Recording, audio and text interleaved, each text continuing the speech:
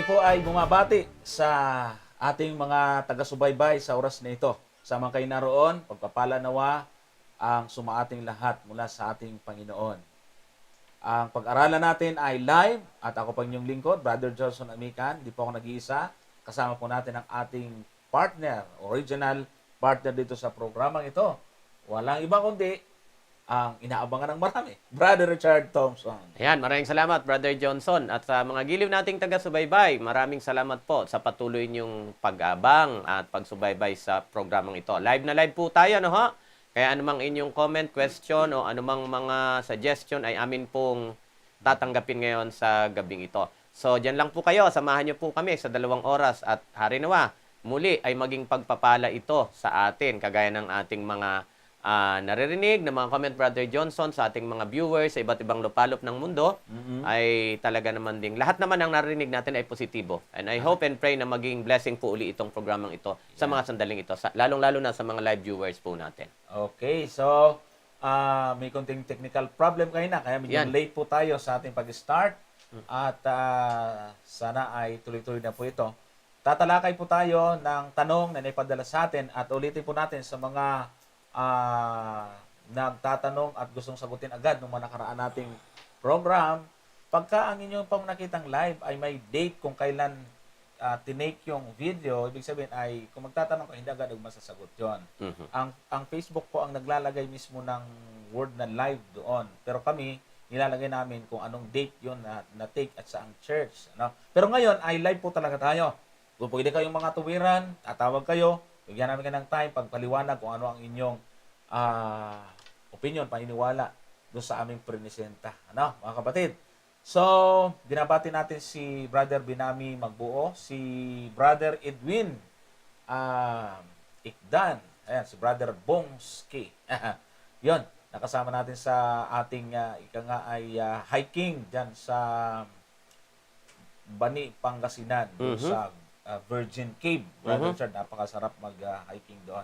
So, mga kapatid, hindi tayo magpapatagal-tagal dahil medyo na late ang ating start. Tayo po ngayon nagdadako sa ating panalangin bago tayo magsimulang sumagot sa mga tanong, Brother Richard. Tama, Brother Johnson. Tayo po'y manalangin. Amang Banay, muli po namin itinataas ang inyong kataas-taasan at kabanal-banalang pangalan. At ngayon ay amin pong hihingin muli ang inyong pamamatnubay. Ang banal na Espiritu ang sinawang manguna, bigyan kami ng sapat na kaalaman upang masagot ng nayon sa iyong kalooban ang mga katanungan na aming tatalakayin sa gabing ito. Maging pagpapala nawa ito sa aming mga tagapanood. Salamat po sa pagdinig nyo sa aming dalangin, sa pangalan po lahat na Jesus na aming tagapagligtas. Amen. Kung makikita po ninyo sa ating background, mga kapatid, ay makikita po ninyo medyo may mga simbolo dyan. Yan yung mga propesiya sa aklat ng Daniel at Apokalipsis. Mangyari, meron pong nakatakdang serye na ang speaker ay si Brother Richard Thompson. Ito po ay ang last day event Tagalog version, Brother Richard. Kaya ito, naka-ready yung set design. God willing, bukas ay mag-start si Brother Richard. Ano po? At pagkagabi naman ay meron tayong live uli. Yan. Yan. Yeah. So, tuloy lang ang inyong tanong, mga kapatid. At thank you po sa presensya ni Sir Nelfred Osamba. Naka-mix tayo ngayon yung ating program. At andito rin yung ating isang bunga ng ating ministry sa Kapitulo Versikulo, si Brother Herman Baluloy. At kasama ang isang kilalang artist ng Angono, si Brother Felix Amoncio. Yan po ay magaling mag-painting. Pag nakabinta ay magbibigay daw sa ating gawain. Amen. Nabanggit ko na. So, sa mga hilig sa painting ay pwede po ninyong kontakin yung ating kapatid na to. Ngayon, ang ating tatalakayang tanong, mga kapatid, ay mula sa isang nagngangalang si Agum Bueno. Sabi niya rito, magandang umaga po sa inyo. Siguro umaga niya tinipe o kung nasa ibang bansa siya, baka umaga. May tanong po ako. Ako po ay Seventh-day Adventist. Tanong ko lang po sana kung pwede po ba pakipaliwanag ang sa Roma 4:13 hanggang 16 po. Kasi sinasabi nila na wala na daw ang kautusan po. Mhm. Kasi kung sa Tagalog Bible po ay meron siyang hiwalay na title po. Salamat po. Saan po ba ako pwedeng tumutok ng inyong palabas po? Kasi taga Palawan po ako. Mhm. Sa YouTube po kasi ako nanonood. Pero late naman po ang upload po. Meron po bang ibang pwedeng makapanood ng live po? Salamat. Ayun. So, message ko na po ito para makapanood ng live. Di ko alam kung nakakapanood siya ngayon.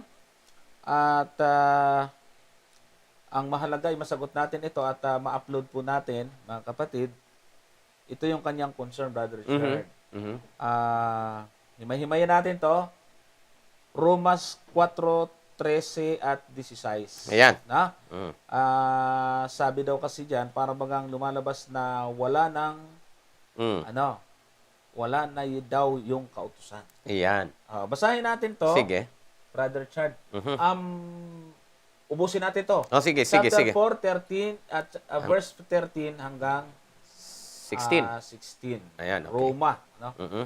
Okay, ito po ang mababasa natin. Kapitulo 4:13. Yan. Ayan. Sabi po ay ganito na kikita po ninyo sa inyong screen. Verse 13.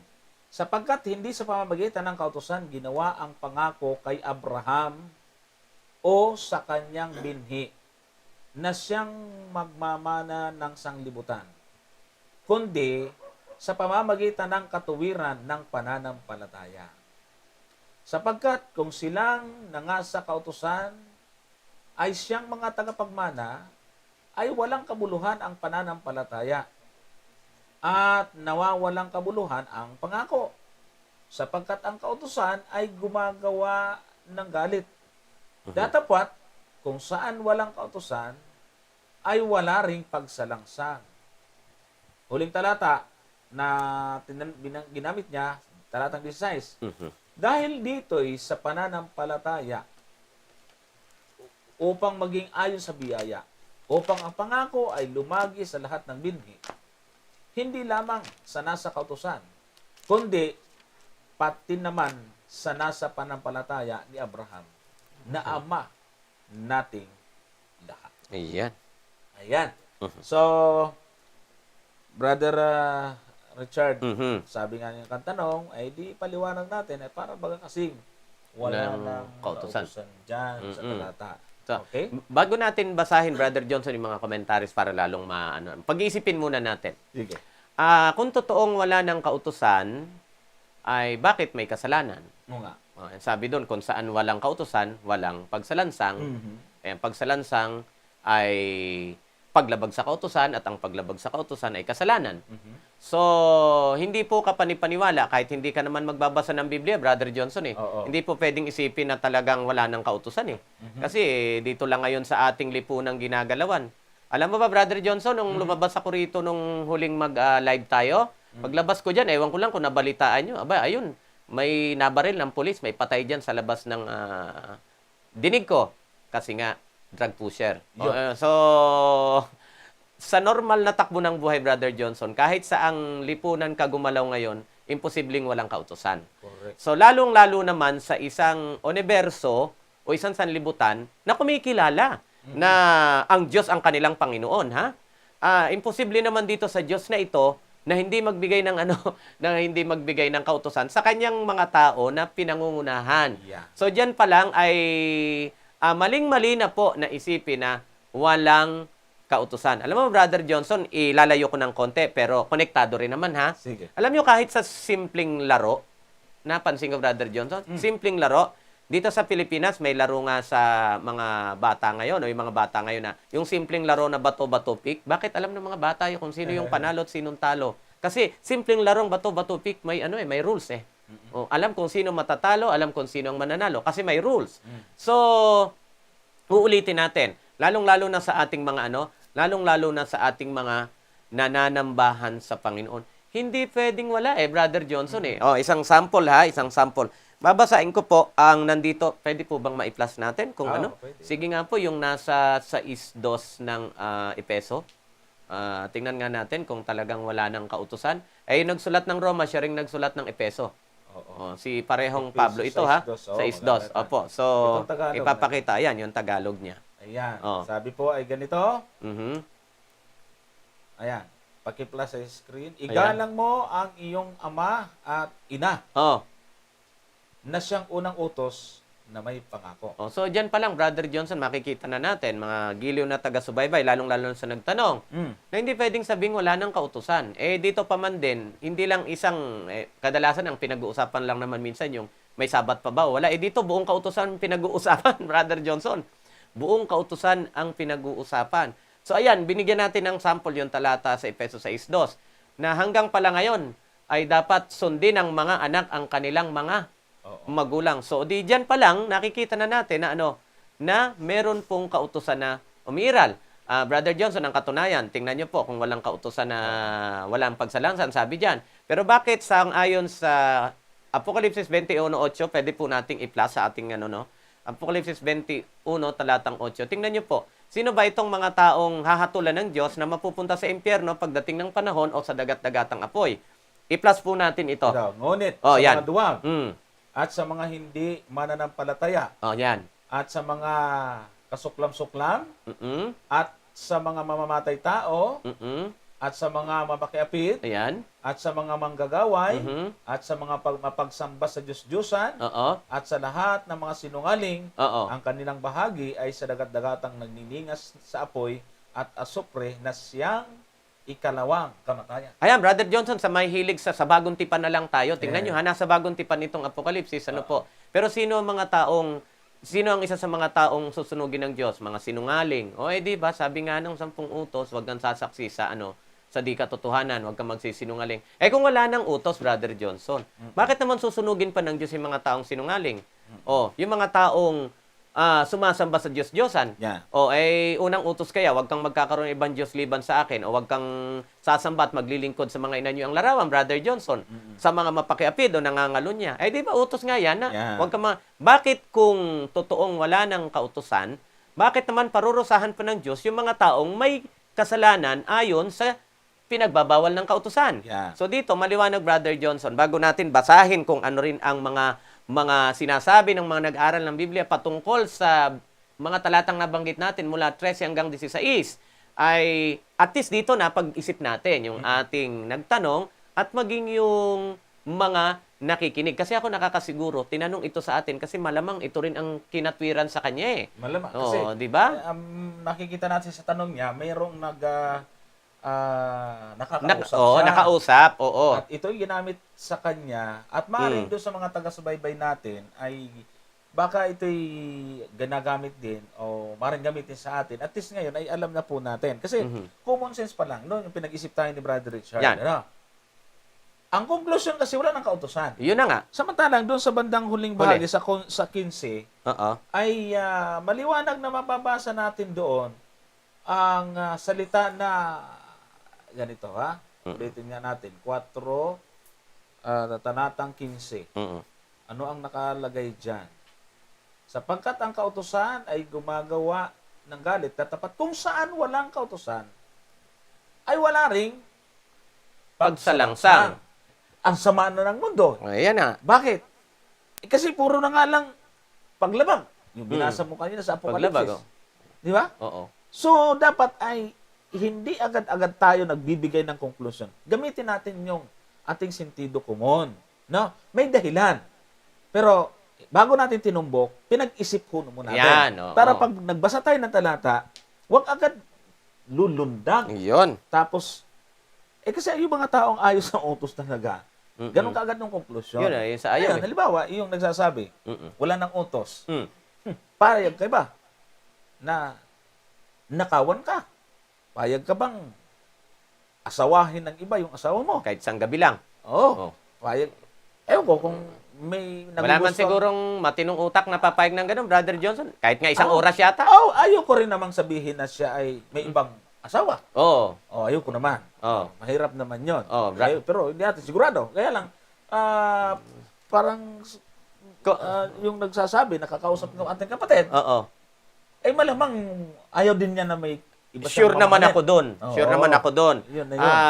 Ito, common sense pa lang pinaiiral natin. Aha. Pinaiisip natin. Mm. Kasi may mga basihan nga sa banal na kasulatan. Tama. Tingnan mo yung sabi talaga rin ng mga nag-aaral. Sabi nitong nasa study Bible mo, no? Oo. Transgression yun sa 15. Ang mga nag-comment nito, Ay, hindi walang basta-basta. Adventist dito, ah. Oo. Tsaka magagaling na mga scholar. Hindi, magaling mga scholar pero Okay. hindi self-serving. Hindi ito atin, ha? Hindi bias Ayan, ha? yan. Hindi Okay, bias, eh. sige. Transgression, yung pagsalansang. Anong sabi dito? Ah. Means stepping over. Yung lalampas ka sa dapat Ayun. mong hakbangan. Stepping over. The law, tingnan nyo, may kautusan pa rin eh. Hindi naman sinabing wala. Isang nga, mga nag-aatay yan. dito. The law draws the line that should not be crossed.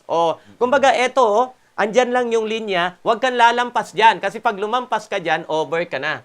Ganon daw ang ganon daw ang ginagawa ng kasalaan ng kautusan. Ipinapakita sa atin kung hanggang saan lang tayo pwede. Yan. Brother Johnson, ito may utos nga. Ibigin mo ang iyong kapwa. Aba, yung iba namimiloso po. Bakit pati asawa ng kapitbahay mo? Di ba sabi, ibigin ang kapwa, kaya pati asawa ng kapitbahay ko, inibig ko. Sandali lang. May hangganan. Tama. Yung sinasabing pag-ibig natin sa ating kapwa, tingnan natin ang boundary kung hanggang saan. Tama. Ha? Pag sinabing ibigin mo ang iyong kapwa, pero may specific na utos naman na yung mag-asawa, sila lang dapat, walang makikialam. Ewan ko lang dito sa mga nag-a-advocate na walang kautusan. Papayag ho ba kayo doon na hiramin? Sabi ko nga, siguro kahit isang oras, hindi naman, ako hindi talaga papayag, ha? Hindi. Kahit siguro, Brother Johnson, wala akong relihiyon, Oo. common sense, sentido common, hindi naman ako papayag na yung sa kung sino-sino lang ang sisiping. Oo. Bagaman Lalo may pa mga tayong taong- mga nagpapakilalang Kristyano siguro naman. Bagaman merong hindi mapigilan sa sarili, pero alam naman niyang mali Mali. yung kanyang ginagawa. Correct. Oo. Ibang bagay yun. Oo. Ibang bagay yun. Mm. Kasi kahit si Solomon, nagkaroon ng 1,000 babae, pero alam niya pagdating ng bago siya man, nagsisisa. sabi niya, Nagsisisa. lahat pala walang kwenta. Oo, Lahat pala nagsisisa. walang kwenta. Alin lang daw may kwenta, sabi ni Solomon, ang matakot ka sa Diyos At at sundin ang kanyang utos. Lahat. Ecclesiastes 12. 12, 13, hanggang 14. 14. Yo. Okay, tanyo ha. Si Solomon po yung pinakamatalinong tao na record sa Biblia. Kung ayaw nyo maniwala sa amin, kay Solomon na lang po kayo makinig, ha? Ayan. Yan, okay. Oh. Ngayon, tingnan natin yung konteksto. Yan, Kasi ito yung yan. susi, kapatid, ng bakit sinabi ito ni Pablo. Tingnan po ninyo, ha? Balikan natin yung verse, gusto kong basahin itong talatang 5. Mhm. Chapter 4, babalikan po natin yung verse 5. Yan. Sabi po ay ganito. Tingnan nyo. Datapos sa kanya na hindi gumagawa, ngunit sumasampalataya sa kanya na umaaring ganap sa masama, ang kanyang panampalataya ay ibinibilang na katuwiran. Yun. So, bakit?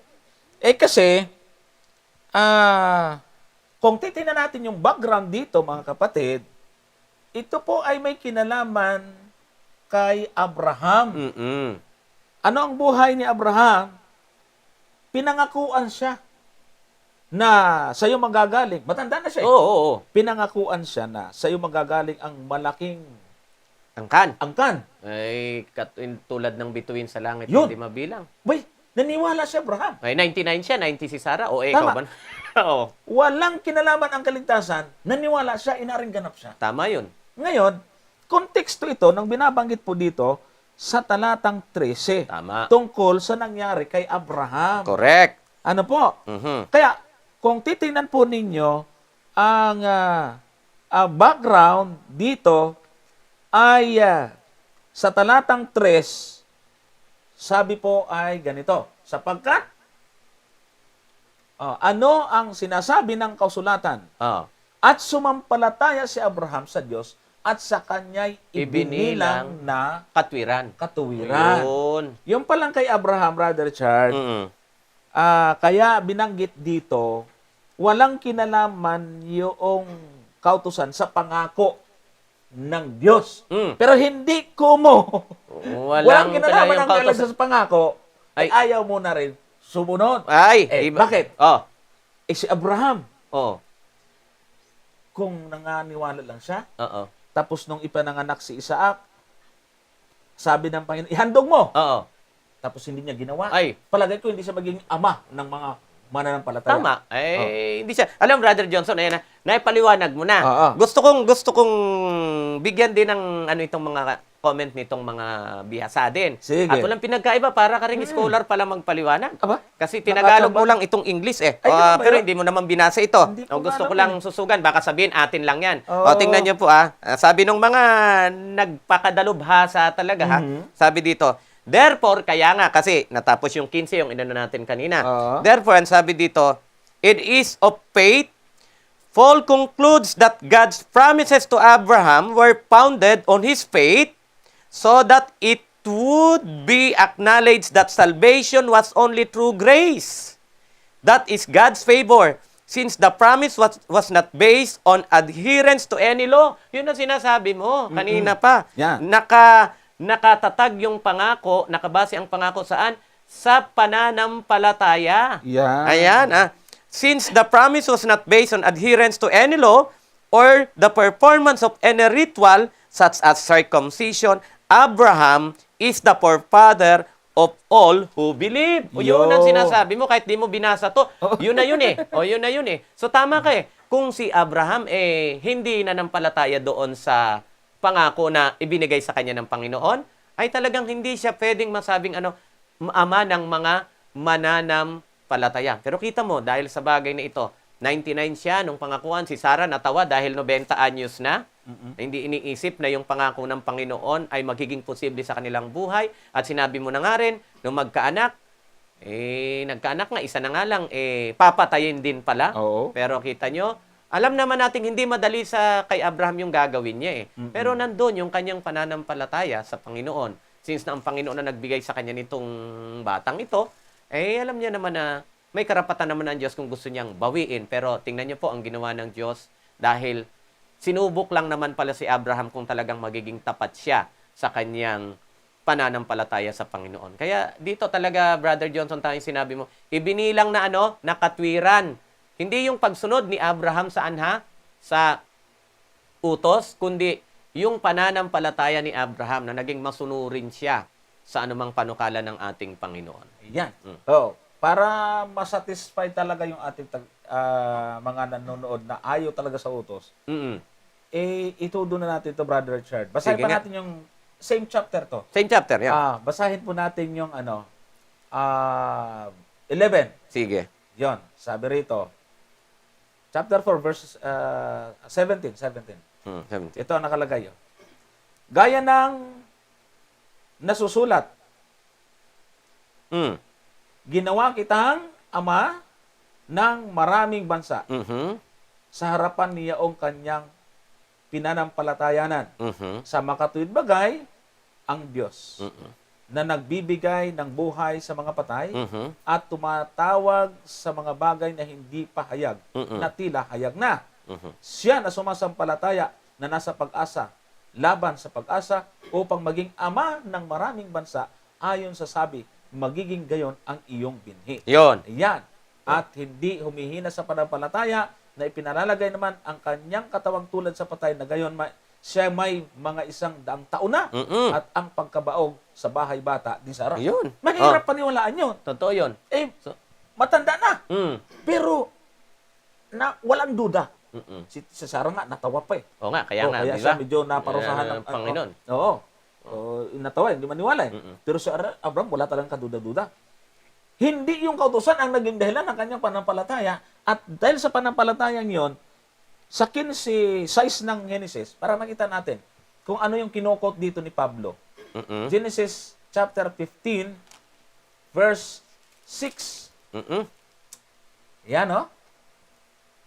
Sige. At sumampalataya siya sa Panginoon na ito'y ibinilang na katuwiran sa kanya. Ayan. Pero, katulad nga ng sinasabi natin, Brother Richard, paano na lang kung si Abraham, ipinanganak nga si Isaac, sabi ng Panginoon, ihandog mo sa akin. Kung hindi niya sinunod yun, hindi siya maituturing na ama ng pananampalataya. Ibig sabihin, wala rin kwenta yung kanyang katuwiran kung hindi siya nagpakatatag. Tama. At nung subukin siya ng Diyos, na wala ang kanyang gawa, Kaya ang pananampalataya ni Abraham ay naging sakdal lalo dahil sa kanyang paghandog doon sa anak na alam niyang katuparan ng pangako pero hindi siyang dalawang isip. Tama yun. At Brother Johnson, para hindi mag-kontra ito ha. Kasi ano ngayon? Pananampalataya, kautosan. Ito, tingnan nyo itong Abraham na itinuring na matuwid ng Panginoon ang dahil sa kanyang pananampalataya. Ito ba'y galit sa utos? Ito ba'y walang sinusunod na utos? Gusto kong pakiplas mga Brother Johnson. Tingnan mo itong Abraham ha na Uy, tinuring naman maganda sa yan. 26:5. Para at Oo. least hindi natin kasi ngayon, Brother Johnson, sa New Testament, parang pinaghihiwalay ang pananampalataya, biyaya, at kautusan. Tingnan nyo po itong ama ng pananampalataya, ha? Oo, kasi kung galit sa kautusan ito. Tama yan, Brother Richard. Kasi total ang background at konteksto ng talata ay si Abraham. Si Abraham. Ay di, oh. tingnan na natin Tingnan yung mga natin. buhay ni Abraham. Oo, tingnan nyo ito, ha? Ito ba, may pananampalataya lang? Walang Sige. galit ba sa utos? Sige Sige. po, kayo na ang Oh. 26:5. Screen. Mhm. Sapagkat sinunod ni Abraham Alin? ang aking tinig Mhm. at ginanap ang aking bilin, Mhm. ang aking mga utos, Oo. ang aking mga palatuntunan, Ayan. at ang aking mga kautusan. Oh, ayan. Oh. Oh. Paano ngayon yan? Oh, si Abraham- may pananampalataya. Oo, inaring ganap. Oh. Hindi naman pala tapos dun. Oh. Naging masunurin. Kaya, At ito, Brother Johnson, sandali lang ha. oo. Sinabi yan, patay na si Abraham. Oo nga. Kaya, doon sa mga gumagamit ng talatang ito, mga kapatid, pag ginamit niyo yung Roma 4, Mm-mm. tingnan niyo yung konteksto sa buhay ni Abraham. Dapat, since na yun ang ating ay pinaniwalaan, ay paniwalaan na rin natin yung naging buhay ni Abraham. Naging masunurin ho siya Tama sa yun. kautusan. Tama yun. Wala, sinabi si Abraham na wala na utos. Wala ng utos. Walang ganon, Wala. mga kapatid. Mm.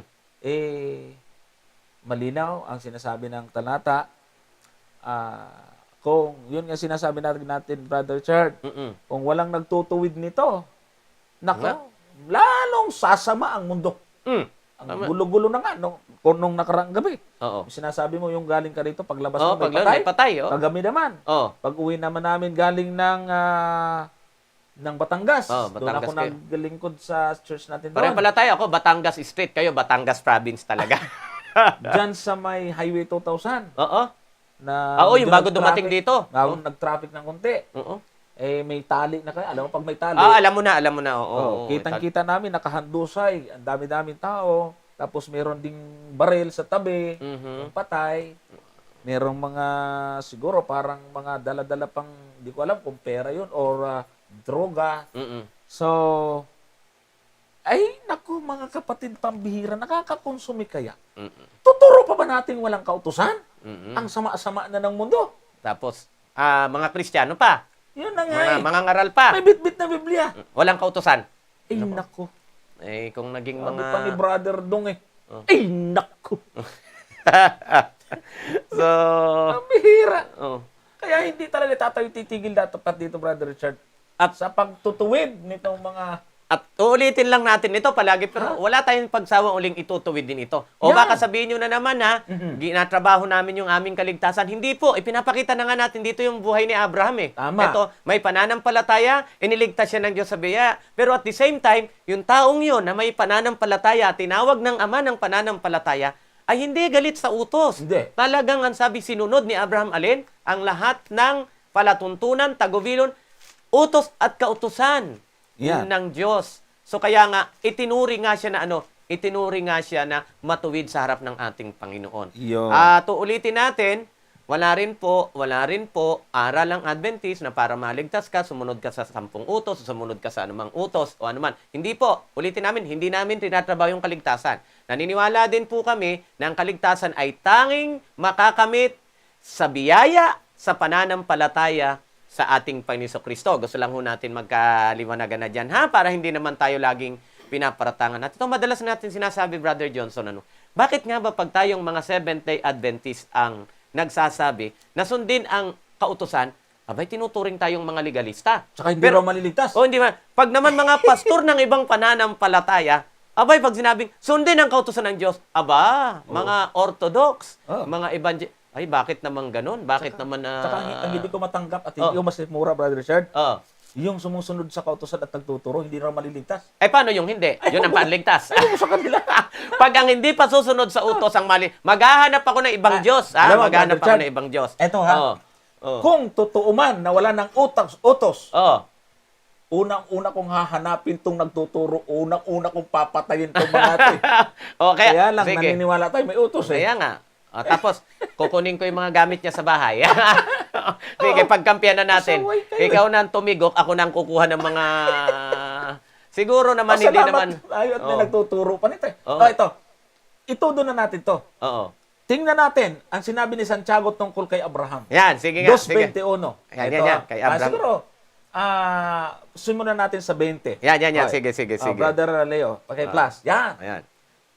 Santiago 2:20. Datapwat ibig mo bagang maalaman o taong walang kabuluhan na ang pananampalataya na walang mga gawa ay baog. Baog. Sino ba ang background na tinutukoy dito ni Santiago? Mhm. 21.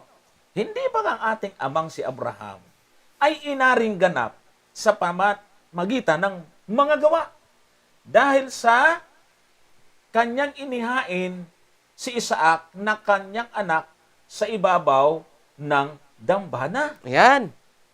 Nakikita mo, talatang 22, Mhm. na ang pananampalataya Yan.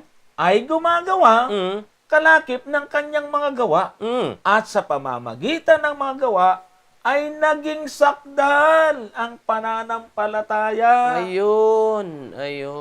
Oh, So, di si Abraham pala. Kaya naging sakdal. kasi, Eh, yung pananampalataya niya, sinamahan ng gawa. Oh, ito pa. Oh. 22. Yan, 21. Oh. Yan. Hindi bagang sa ating amang si Abraham ay inaring ganap sa pamamagitan ng mga gawa dahil sa kanyang inihain si Isaac Yun. na kanyang anak sa ibabaw ng dambana. Oh. Yun yung sinasabi natin kanina. Kung wala yan, hindi yan ginawa. Wala. Wala. Kasi hindi Wala. siya riing gana. Yan. Oh, kaya tingnan nyo. Hindi nagtapos doon, mga kapatid. Mm. Kaya pag nanampalataya kayo, huwag nang kukuya-kuya-kuy lang. Mm-mm. May gagawin tayo. Ayon doon sa Episo 2, talatang 10, Brother Richard. Yun, oo. Na may inihandang daan na dapat nating lakaran matapos tayo ariing ganap. At iligtas ng biyaya. Tama. Yun, no? So, Okay. So, sana naman ay Oo nga. hindi na lumabo ito sa Oo, talagang oo. naghahanap. Sabagay, alam ko, Brother Johnson, yung talagang hindi nakikipag-contest yung isip. Yung talagang honest to goodness nagsisearch ng katotohanan. Hindi ko lang alam kung sino pa ang taong hindi matatauhan itong mga...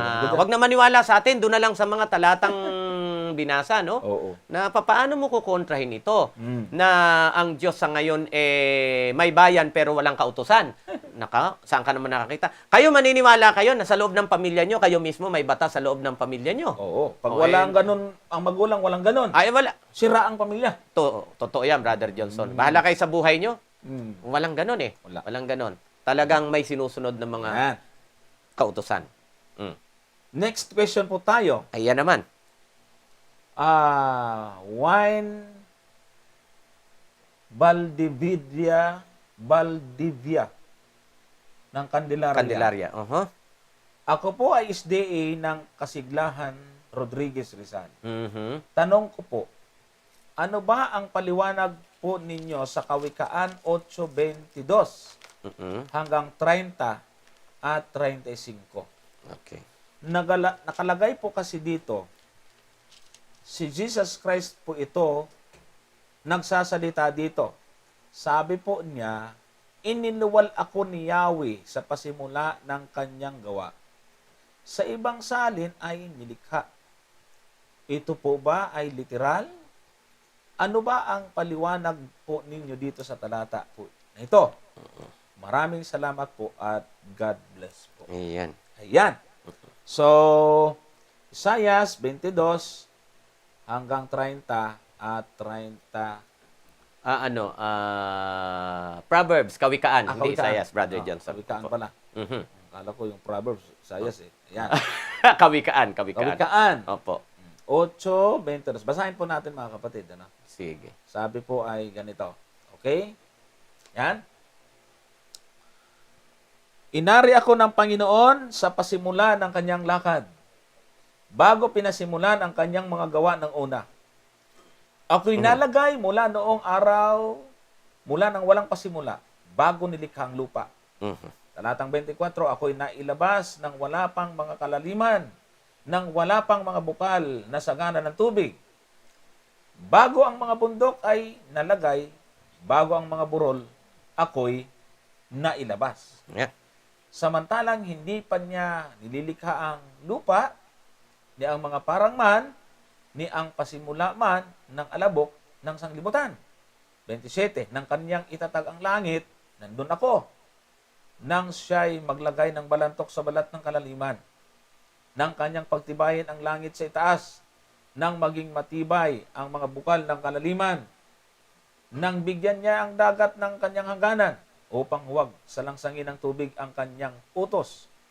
Nang kanyang iayos ang mga patibayan ng lupa, nasa sipingan niya ako, na gaya ng matalinong manggagawa. At ako ang kanyang ligaya sa araw-araw, na nagagalak na lagi sa harap niya. Mhm. Tapos sabi doon sa 35, sapagkat sino mang nakakasumpong sa akin, ay nakakasumpong ng buhay, at magtatamo ng lingap ng Panginoon. Yan. Okay. So, So, ano ang pinakatanong niya? Ang Kasi- sabi diyan, meron talata kasi nga naman doon na ako'y nailabas. mm, Ayun. ang pinoproblema ng ating viewer na nagtanong ay si Kristo daw po 'yon. Parang ganun ang punto niya, no? Si Kristo po 'yon at lumalabas pala na si Kristo'y nilikha. Yan. Iyon. Kaya 'yun ang gusto niyang liwanagin sa atin, Brother Johnson. Oo. Una ha, pag-iisipin na naman uli natin. Kung totoong si Kristo ay nilikha, bago natin ibigay uli yung proper na explanation Oo, nito. oo, Ang tama. talagang tinatawag ng mga exegetical explanation nitong mga text na ito. So una, kung si Kristo po ang ay nilikha. Ang sabi po ng banal na kasulatan, puntahan po natin dito sa Juan 1:1. Brother Johnson, alam ko pong alam na ito ng ating mga tagapanood at idiretso natin hanggang sa 3. Pwede po bang ipakita natin sa screen Yan. ang mga talatang yan at uunawain natin ang gusto? Bago natin ipaliwanag itong mga talatang ibinigay niya. Ayan, sige. Ang sabi po sa Juan 1:1 hanggang 3, nang pasimula siya ang berbo, wala nang pagtatalo, si Kristo po itong berbo na sinasabi dito, at ang berbo ay sumasa Diyos at ang berbo ay Diyos. Verse 2, ang sabi sa atin ay, ito rin, nang pasimula ay sumasa Diyos. At verse 3, ang sabi dito, ang lahat ng mga bagay ay ginawa sa pamamagitan niya. At alinman sa lahat ng ginawa niya ay hindi ginawa kung wala siya. Yo. So dito makikita natin na itong berbo na wala namang pagtatalo, na talaga naman si Ganda. Kristo, na yung iba naman ay ginagawa lang itong panukala at isip, matanggihan lang na si Kristo ito, ay ang sabi, kung wala itong berbo na ito, ay walang nalikha kung wala siya. Oh, nasa malinaw niya sa talatang 3. Sa 3, oo. Ulitin natin, no? Sige, sige. Tingnan nyo. Mm-mm. Ito pa lang kung mag-iisip tayo, mga kapatid. Mhm. Pakita nga. Oo. Ang lahat ng mga bagay Oo. ay ginawa sa pamamagitan niya. Mm-mm. At alinman sa lahat ng ginawa ay hindi ginawa Kung? kung wala siya. Oh. Ang conclusion doon sa pabinasa lahat, Mm. nilikha si Kristo. Oh. Ang problema, Lahat ng Paano mga siya- bagay, paano siyang manilikha? oh, Ay wala mang magbagay na nilikha kung wala siya. kung wala siya. Oh, yun ang malaking problema doon. Di ba? Sabi, Pero, nilikha siya. Richard, Oh. tayo lang nakakaisip niya. Oo. Yung iba hindi iniisip yan. Hindi na eto. iniisip yan. Ito, tingnan mo ha. Ah, Para tingnan. lalong patunayan na si Kristo ay talagang hindi nilikha. Aha. At mismong yung Diyos na nagpatotoo na siya yung manilikha, hindi siya nilikha. Aha. Puntan po natin ang Hebreo 1:8 hanggang 10, ha, Brother Yan, Johnson. Oh. sasabi Para at least bago natin sagutin ang husto, ay pag-iisipin muna natin ang mga nag-iisip ng ganito, kung paano mangyayari ito kung si Kristo nga ay nilikha o creature rather than a creator, Brother Johnson. Sige. Ito po ang ating text sa, ayan, tingnan. Ah. Ngunit tungkol sa anak ay sinasabi, ang Diyos ang nagpapatungkol dito ha, sa ating pinsa. Ang iyong luklukan, O Diyos, Yan. ay magpakailang-kailanman. At ang setro ng katwiran ay siyang setro ng iyong kaharian. Verse 9, Oo. ang sabi dito, inibig mo ang katwiran at kinaputan mo ang kasamaan, kaya't ang Diyos mo. O, dalawa ka, si Kristo ang nagsasalita, ang Diyos, pinagsasabihan naman yung anak, which is wala naman iba, kundi ang ating Kristo. Ang Diyos mo ay nagbuo sa iyo ng langis ng kasiyahan, higit sa iyong mga kasamahan. Verse 10, tingnan niyo po, anong sabi nitong Diyos ha? At ikaw, Panginoon, nang pasimulay inilagay mo ang kinasasaligan ng lupa at ang mga langit ay mga gawa ng iyong mga kamay. So, paanong nangyari? Nasabi nga doon sa tres kanina, kung wala siya, walang nalikha na anumang bagay.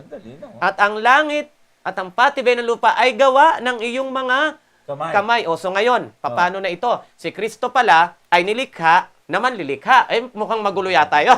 Parang nangyayari ganito, nilikha ng Ama si Kristo. Para tapos, lumikha. Siya ang lumikha. Hindi naman sila maniwala doon. Hindi maniniwala. At saka ganito, sa pangbagay na gusto ko nating ipaisip, Brother Richard. Kung naniniwala sila na si Kristo ay nilikha talaga, sabi roon, naroon na si Kristo bago pa yung paglikha ng mga bagay. Tama yun. Ang tanong, maniniwala ba kayo, mga kapatid, na bago pa ang creation, naroon na si Kristo? Talaga Hindi naman. naman sila maniniwala. Hindi naniniwala yung mga panahon lang ni Maria yan naniniwalang na iniluwal si Kristo. Ngayon, paano ngayon yan? Paano i-reconcile ninyo yan?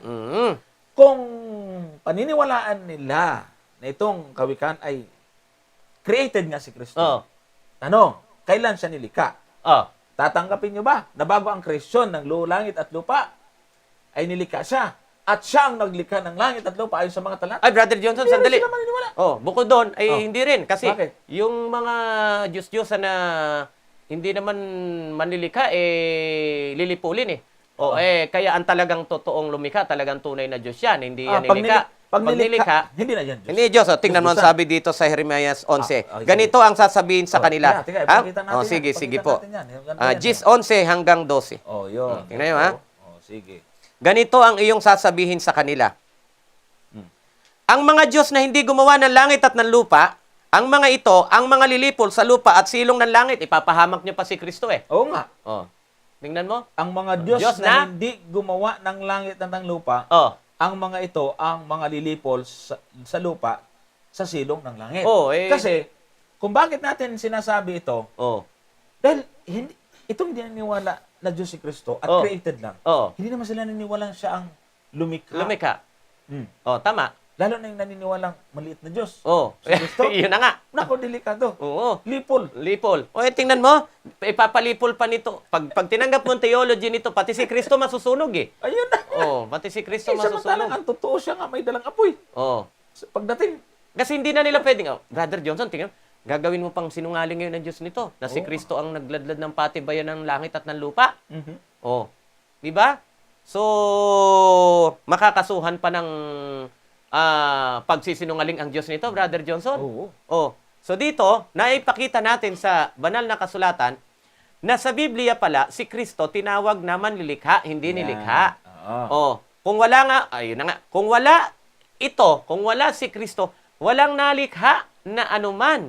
So, paano nangyari na sinasabi na itong nasa 8:22 hanggang 35 ay si Kristo na nilikha? Ito na sasabihin ko sa inyo. Ang totoo po kasi, hindi po kasi si Kristo yan. Kaya wala pong magkakaroon ng contradiction ng Bible pag nagkaganon, Hindi po kasi si Kristo yang pinag-uusapan dyan sa 8 ng mga kawikaan, Brother Johnson, sa Proverbs, no? Hindi po siya yan. Kundi ito po, ayan, marami po kaming pwedeng daling patutuo sa inyo, pero sapat na siguro ito. Ulitin namin na hindi naman namin gawa ito. Study Bible ng New King James Version ay sila mismo, sinasabi rin ito na ito yung wisdom in personification. Yan. Figure of speech siya.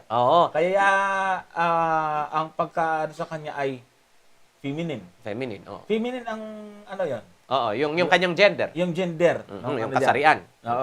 So, personification yan. Figure of speech. Mayroong ibang mga nag-aapaligay, Brother Chad, na sabi nila na pwede rin namang ikapit kay Kristo yan, pero ang hindi natin mas papasubalian doon ay figure of speech po siya. Tama. Pinipersonify yung wisdom ng Panginoon na parang isa siyang napakagandang ano to, birtud or kaya ay napakagandang Mapa sa atin. Dapat Oo. ma-possess natin. Yeah. Oh, yun ang ano dyan. dapat maintindihan ho natin. Mhm. So, kasi wisdom ng Panginoon yan. Tama yan. So, bagaman sa 1:21 ng unang Korinto yan, ay karunungan si Kristo. Oho. Pero kung ating susundan yung tinatawag na grammatical formation at saka yung paggamit ng figure of speech, Brother Richard, Mhm. ay figurative nga yan. Ah. Pero, binibigyan natin sila ng ano na, may mga scholar na nagsasabi rin na, pwede rin naman yan o maaaring may apply kay Kristo. Pero, To be fair, gusto kong basahin ito, Brother Johnson, para Sige. hindi na sa tinatago natin. Halimbawa, ito, 8:22 to 31. Alam nyo ang sabi dito, this section of chapter 8 describes wisdom. Tingnan mo, karunungan agad ang inaano rito. Wisdom's role in creation. The Lord possesses me at the beginning of His way. yeah. So, kita mo, kasi kung ang Diyos walang karunungan at katalinuhan, paano niya magagawa ito? Kaya tingnan nyo at sinabi Yung pa ng Bible. karunungan, yun yung sinasabi na nandoon siya. Oo. Oo. So kung Yung wala kasing yung napakagandang pagkadesinyo. Oo. Oh, Kung- siya yung nandoon na nagsinasabing nandoon ako. Kasi kung pinipersonify. tama, kung walang wisdom ang Diyos, paano pang tinawag siyang Diyos na Oo. maalam sa lahat? Big sabihin, pinapakita dito, Brother Richard, yung kagalingan at napaka marunong na pamamaraan ng Diyos. Ayan, sabi dito, God who is ever wise, talaga naman, wala naman Oo naman. sigurong pag ang inyong Diyos ay bobo, maghanap kayo ng ibang Diyos. Kaya nga tinatawag ang Diyos natin na all-knowing, isa sa kanyang characteristic. God who is ever wise produce wisdom. Yo. So mga kaibigan at mga kapatid, dito ang pinag-uusapan talaga, wisdom in personification. Okay? So, sinabi mo nga rin na si Kristo tinayo na karunungan ng Diyos, it doesn't follow na siya nilikha ng Diyos. Wala po. Ano ang sabi ng Biblia?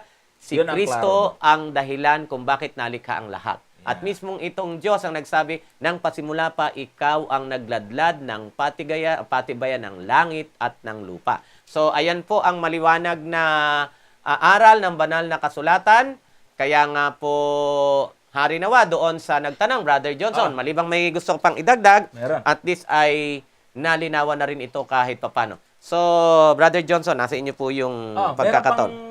Meron pang asa na nga ba yung tanong kanina dyan? Tsaka yung may nag-comment doon sa ating Brother Richard na kung kayo ang tunay na iglesia, dapat alam nyo ang ibig sabihin ng Roma 16:16. Di tingnan nga natin kung alam nga natin o hindi. Sige. Ay, ako alam ko yan eh. Mhm. Naintindihan ko pa. Oo, hindi ko lang alam. Kung Hindi lang alam ko, naintindihan ko pa. Ayan, oo. Kasi ang iba, pasintabi, Brother Alam. Johnson, sasabihin ko lang. Minsan yung iba, alam nyo, naranasan ko to kahit ng high school eh. Kumukopya na nga lang, mali pa. Alam nyo ba, meron din ngayong mga kukopya na lang, mali pa eh. O bakit naman? Tingnan mo ha. Basahin natin. Basahin. Sige, basahin mo sa Tagalog. Babasahin ko Ito. sa English, Brother Johnson. Go. Ito, Tingnan natin. ilagay sa screen natin. Sige. Mangagbatian kayo ng banal na halik. Mm. Binabati kayo ng lahat ng mga iglesia ni Kristo. Mm. Ano yung ibig mo sabihin na nangungopya? Mali pa. Tingnan mo. Balik mo sa i-plus mo nga uli yan, paki-plus nga uli yung ha. Ayan, tingnan mo. Lalo na yung sa dulo kasi dito sila nagdidiin eh. Oo nga. Binabati kayo ng lahat ng mga iglesia ni Kristo. Common noun, plural. Common noun, plural. Mga iglesia. Baka hindi nila intindihan yun, Brother Pag Richard. hindi naintindihan, babalik tayo nito sa elementary. Kung paano ginagamit yung common at proper. Ha? Yung pangalang pambala na at pangalang pantangi. Mhm. O kung sa English naman ay common noun and proper noun. Pag sinabi mong proper, binanggit mo yan, talagang siya yan.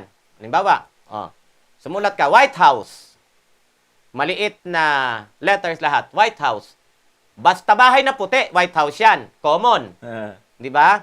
Pero pag sinulat mo yung capital letter, White House, hindi yan bahay na puti lang. Kahit hindi puti yan, ibig sabihin, kahit hindi puti ang kulay niyan, yan ang palasyo ng presidente ng Amerika.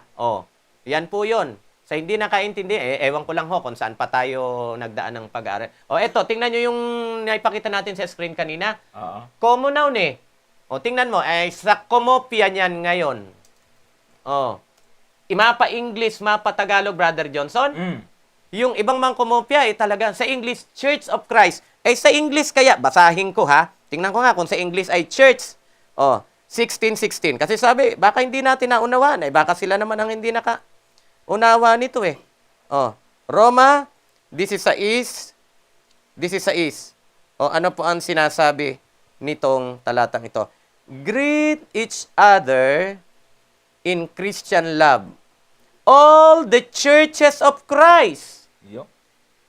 Sa Tagalog, mga iglesia. Nagkatugma kung isasalin mo lang ng tama. Oo. All the churches, sa Tagalog, mga iglesia. Yeah.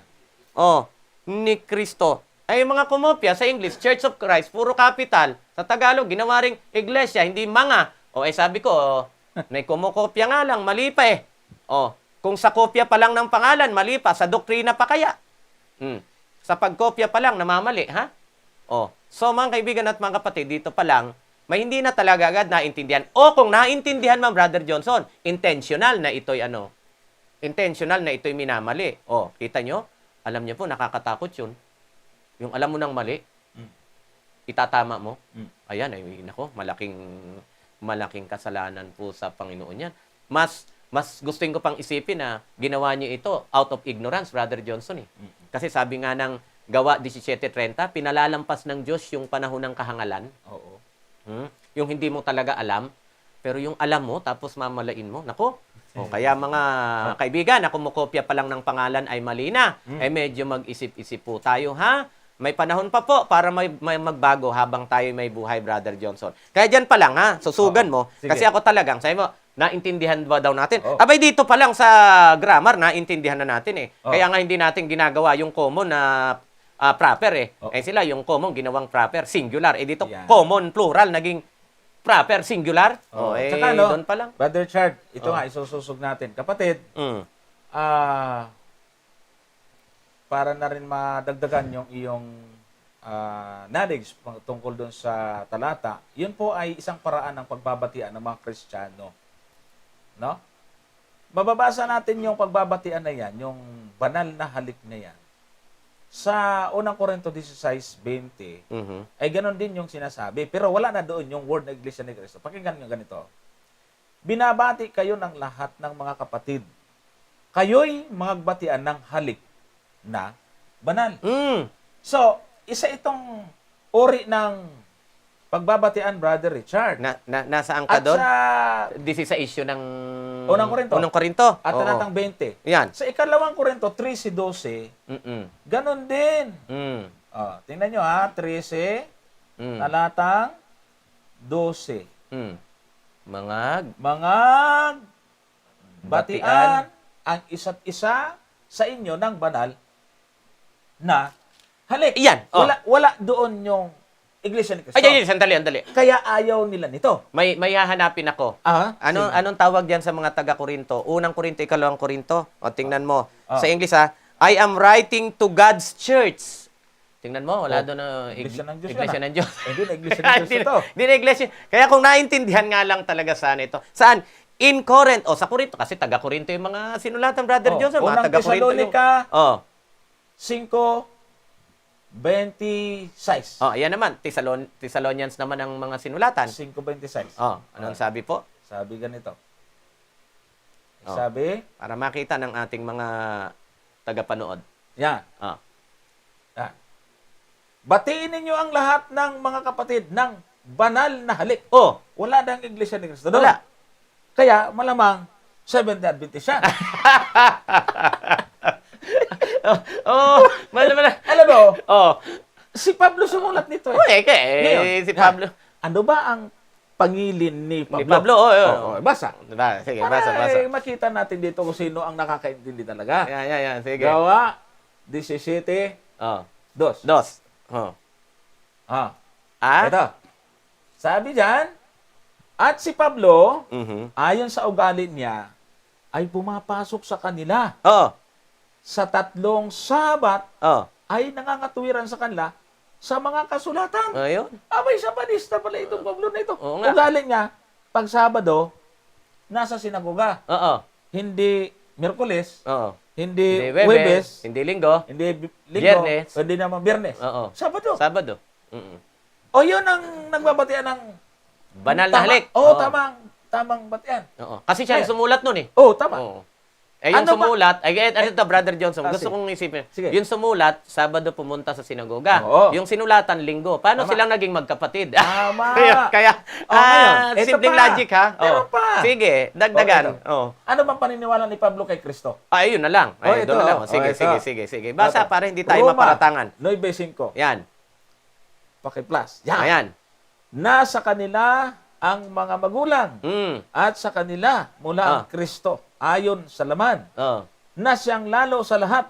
Oh. Diyos na maluwalhati.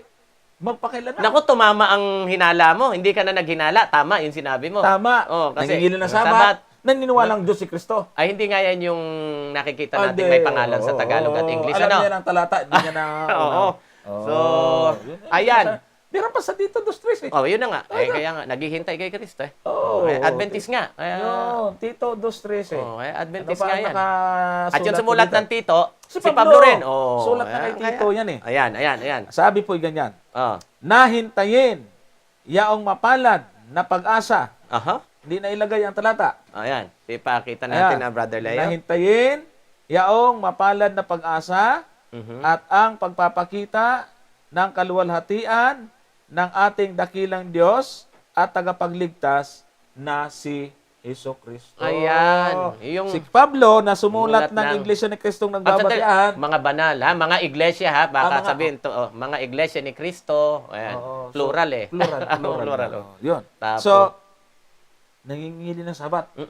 Naniniwala. At naniniwala na si Kristo Diyos. Oo, Yun. at naniniwala din sa muling pagdating ni Kristo. Oo. Okay, kaya kung buhay si Pablo ngayon, Dakulang Diyos. kung buhay si Pablo ngayon, hindi mo ma-expect na pupunta sa misa. Ay, yun lang sisiguraduhin ko. Sigurado. Ha? Tsaka, Hindi mo rin makikita pag Huwebes. no, wala rin. Hindi mo rin siguro. makita pag Linggo. Parang wala rin Kasi ang ako, ugali niya, araw ng wala rin ako naririnig na nagpasalamatan si Pablo. araw ng Sabat. O, alam mo na, sino lang ba mga bukas na simbahan pag Tayo yun. Tayo. Oo. Oo. So, mag-isip-isip po tayo mga kapatid ha. Opo, tama. Mag-iisip tayo mga kapatid, mga kaibigan. Delikado. Delikado Saan talaga. tayo mapunta niya. So, yan na siguro muna mga kapatid. Kasi, alam nyo, nililimitahan natin, eksakto natin ito 1 oras. Kasi piniplay po ito sa radyo. Oo. Ang second part po natin ay question and answer. So, pansamantala, naibigay natin ang mga tamang pakahulugan ng talatang na itanong sa atin, mga kapatid, mga kaibigan. Aha. Ngayon, ay binabati natin at pinapasalamatan yung mga taga-subaybay natin sa radyo. Sa Hope Radio FM. Saan man kayo naroon. At gandi sa ating mga taga-subaybay sa ibang bansa. At part 2 na tayo, Brother Richard. Babasahin ko muna to. May ibinigay sa akin papel eh. Oh, sige. Mula kay Cram Leonor Itibol. Oh, yan naman si Brother Mark. Leonor, si Mark Lubite. Sabi niya, ask ko lang po, mga bro, paano daw po napatunayan na ang Sabat ay Sabado at hindi Linggo? Tanong lang po sa akin yan ng kaibigan ko. Need daw po ba ng kapalit na araw dahil sa Julian calendar at Gregorian calendar? Salamat po. Need daw po ba ng kapalit yung araw dahil sa Julian medyo siguro ang ibig sabihin hindi ba nagkapalit? Ay, hindi nagkapalit. Ay. Hindi ko siguro tingnan natin lang. Paliwanag lang natin yung Julian calendar at saka Gregorian calendar. Kapatid na Leonor, sa unang tanong ay paano napatunayan na ang Sabat ay Sabado? Yan. Sige. Diyan muna tayo. Sige, dito muna sa Biblia ako, Brother Johnson, Yan, ha? tama. Itong babasahin kong talata, matanda pa ito sa Gregorian calendar. At maging itong translator nito, ay hindi ilalagay itong, ang aking pong Bible na babasahin ay New Living Translation, Brother Okay. Johnson. Ang isa-cite ko pong pangyayari ay yung time na si Kristo ay ipinako sa krus Sige. hanggang sa pagkabuhay na maguli. O ngayon, ang sabi dito, doon sa time na ibababa na yung katawan ni Kristo doon sa krus, ang sabi ganito, as his body was taken away, the women from Galilee followed and saw the tomb where his body was placed. Then they went home and prepared spices and ointments to anoint his body. But by the time they were finished, the Sabbath had begun, so they rested as required by the law. Ito, yung araw daw na na inaasikaso ng mga Maria, yung katawan ni Kristo, ay inabutan sila ng inabutan sila ng araw ng Sabat at sila'y namahinga ayon saan? Ayon sa utos, Brother Johnson. Anong araw ba yon na inabutan sila ng Sabat sa pag-aasikaso nila sa bangkay ni Kristo? Anong araw ba yon? O sige, ibaba lang po natin ang basa dito po sa talatang 54. Ang sabi po dito, this was done late on Friday afternoon. Ayaw. Oh, yun palang panahon na kaya pala inabutan ng pangingili ng Sabat yung mga Maria ay nangyari kasi late na ng mga oras ng Friday afternoon. Yeah. O Biyernes ng hapon. Eto ulitin ko lang. This was done late on Friday afternoon, the day of preparation as the Sabbath was about to begin. O, ano daw po? Araw ng Biyernes na si Kristo ay ipinako.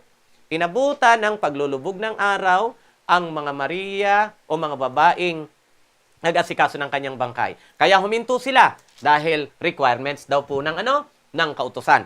So, Friday po 'yun. Ang sumunod na sa araw ng Friday ay Sabat. 'Yun ang sinabi. Baka sabihin niyo walang Sabado diyan . O tingnan nga natin. Pagkatapos ng Sabat na siya'y mamahinga doon sa libing ng Brother Johnson, yung pagkabuhay na maguli, ang sabi dito, but very early on Sunday morning. Tingnan niyo po. So, yung very early Sunday morning na yan, Brother Johnson, dito sa aklat naman ni Marcos, tingnan natin kung ano yung early morning na yan. Sunday morning, ano bang dyan? Ang sabi dito sa verse 9, after Jesus rose from the dead early on Sunday morning. Ito pala, early on Sunday morning, si Kristo nabuhay na mag-uli. Yo. So, Friday nang siya'y ipako, ang sumunod na araw sa Friday na namahinga yung mga Maria o yung mga ay Sabat ang tawag, Brother Johnson. O ngayon, tingnan nga natin kung naliligaw ang panahon. Biyernes pinako si Kristo. Sabat ang sumunod na araw sa Biyernes. Linggo yung sumunod sa araw ng Sabat. Sige nga, magbilang ka nga ngayon ng araw. Kung anong araw ang pagitan ng Friday at Sunday na Sabat. Ay, alam nga naman. Sige. Bibilang tayo. Linggo, Lunes, Martes, Miyerkules, Huwebes. Biyernes, alam nga yung susunod mo, Huwebes uli. Kung paabante ang bilang mo, talagang susunod sa Biyernes, hindi Linggo. Hindi ka babalik sa Miyerkules. Talagang sa gusto mo, paabante. Lunes, Linggo, Lunes, Martes, Miyerkules, Huwebes, Biyernes, Sabado talaga. Simula ka uli, Linggo. Tama. Balik ka na naman uli lang nun. Kaya ang sagot doon sa tanong, paano napatunayan yung Sabat? Ayan. Ayun, kasi ang Sabat nasa pagitan ng Friday, Biyernes at Linggo. Friday at Sunday. Ang tawag, Sabat. Di yan nga yung Saturday. Maghanap siya ng araw na sa pagitan ng Biyernes at Linggo na hindi Sabado. Pagka may nahanap na ibang araw sa pagitan ng Biyernes at Sabado na hindi Sabado, pagkatapos nitong programa, Brother Johnson, magpapadisfellowship na ako. Bahala ka na dito. Kung may mahanap. Pero sa tingin ko, matatapos na lang ang mundo. Wala. Sasama pa ako sa'yo. Tama yun. So, kaya, paano nakasiguro? Yan. Lalo na kung gagamitan pa rin ng mga secular references. Okay. Jay Gonzales. Tanong po, out of topic po ito. Tama po ba gawin dahilan ni Senator M. Pacquiao na kaya siya pabor sa parusang kamatayan dahil kahit daw si Jesus na parusahan din ng kamatayan? Ano po ang masasabi nyo dito? Usapang senador to ah. Usapang senador. Alam niyo, ito lang, Brother Johnson, kung akong tatanungin, mula pa naman talaga sa Old Testament, pumapayag naman ang Diyos na may mga patayin. Actually, may death penalty talaga. Ang batas talaga ng Biblia tungkol sa kasalanan, kamatayan. Kasi, sabi nga ng Biblia, Brother Richard, ang lahat ay nagkasala. Sa 3:23 ng Roma.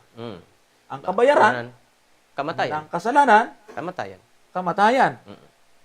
Kaya, sa umpisa pa lang, nagkasala si Adan at si Eva, meron na kaagad namatay May penalty talaga. May namatay kaagad doon.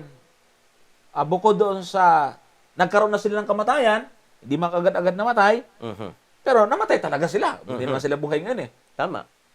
At meron doon talaga yung batas tungkol sa substitutionary or yung pagiging kapalit. Kapalit. Meron doon unang namatay, yung dinamit nila, yung balat, yun yung hayop. Tama. Kaya pag may nagkakasala, may pinapatay. Tama.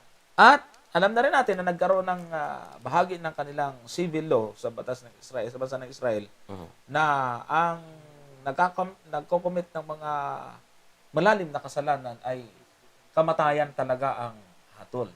No? Yung lumapastangan sa magulang, binabato hanggang mamatay. Nilapastangan ang pangalan ng Panginoon, pinapatay din. Lumabag sa araw ng Sabat, Pinapatay din. Lahat ng nasa pugutos, pag nahuli sa akto, ay pinapatay. No? So talagang noon pa may death penalty Noon na. pa. Kaya nga si Kristo pinatay eh. Dahil ipinalagay niya na nagkasala siya. Makasalanan. Kaya meron siyang punto. Pero sa atin naman ngayon na Adventist, wala naman tayong official stand yan. Kasi kung ako naman yung tatanungin nyo, ay may pagkakataon kasi magbago ang nagkasala. Yun naman. Kahit ako Pero yun ang kung personal. tatanungin, biblical meron. May death penalty. Meron talagang death penalty talaga. Tama yun. Kaya nga yung mga makasalanan, papatayin eh. Tama yun. Kasi kung di na biblical yon, ay di dapat makasalanan ngayon eh. Huwag nang parusahan, huwag nang patayin. Tama yun. Bakit si Kristo darating, ang Panginoon darating para wasakin at patayin, pati sa Satanas mapatayin eh. Tama yun. Bayad Pero sa kung tayong kasalanan. tatanungin, ay as much as possible, hanggang kaya mabuhay ng tao, kung tayo ang tatanungin. Wala Pero tayong kung official nga stand Oo, Brother kung ako Richard, naman iba-iba. kung ako naman ang tatanungin kung saang lugar ka kasi nabuhay at may batas na ganun, wala kang kundi sundin yun kasi pasakop din tayo sa mga lalo't wala namang kontra sa sinasabi ng banal na kasulatan. May batas pa nga sa Biblia, ngipin sa ngipin, mata sa mata eh. Nakabulag ka, kabilang mata, bulagin yung kabilang mong mata. Nakasuntok ka, tanggal yung ngipin. Tatanggalin yung ngipin mo isa. Naalala niyo, Brother Johnson, dito sa banal na kasulatan, pansinin niyo, may mga nilagay nga ang Diyos na city of refuge, yung mga lugar ng tanggulan. Yung hindi sinasadya, nakapatayo. Hindi mo pwedeng galawin. Pero kung sinadyang pa, kahit nasa loob ka ng city of refuge, ikaw ay kukunin at papatayin, Brother Johnson. So meron na talaga noon pa. May death penalty na. Pero kung personally tatanungin niyo po ako sa gustong isabatas ngayon, ay ako okay na ako doon sa bigyan ng pagkakataon yung tao habang siya'y may hininga. Habang siya'y may hininga. Pero kung tatanungin niyo lang, biblical ba? Meron pong death penalty sa banal na kasulatan. Ayan. Julie Johnson. Kilala natin to pabati sa Pangasinan at prayer request sa kay Papa, si Brother Dong Johnson. Kilala mo to? Tinatutulog ka pa raw doon sa kanila nung dadala ka ng tinapay noon ng EBS Food. Oo nga. Ito Dong. Ayan. Ay, kami po yung nag-stay doon, Brother Richard.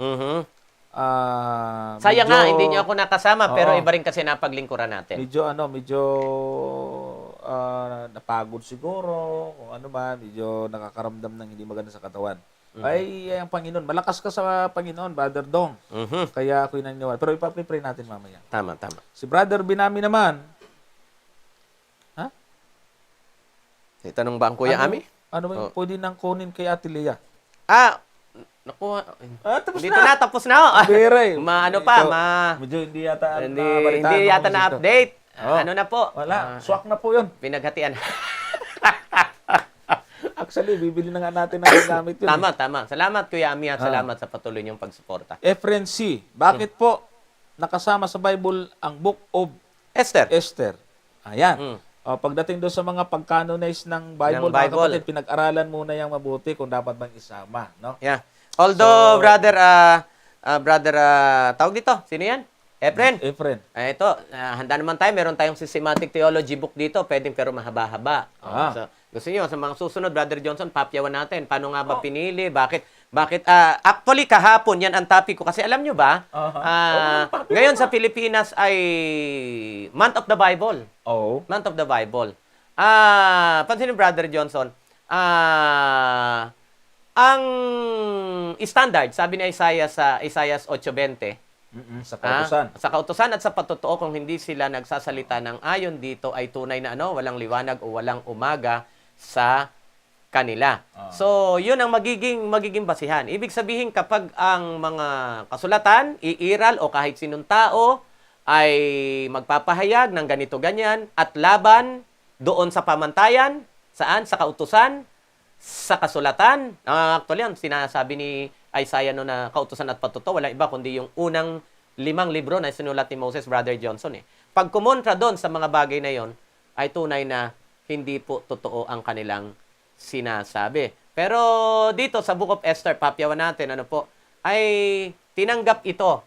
Actually, Brother Johnson, walang question dito Sa aklat ng Tanakh, o yung Book of the Bible ng Books of the Bible ng mga Hudyo, Old Testament yan. sa Old Testament ito. Ito yung Tanakh. Torah, Nebim, wa Ketubim. Oo. Torah, kautusan, Nebim, ang mga propeta, Ketubim, yung mga awit. Nandyan. Oo. Nandyan yung Nakasaling Book of Esther. Kaya siya ang Genesis hanggang Malakayan.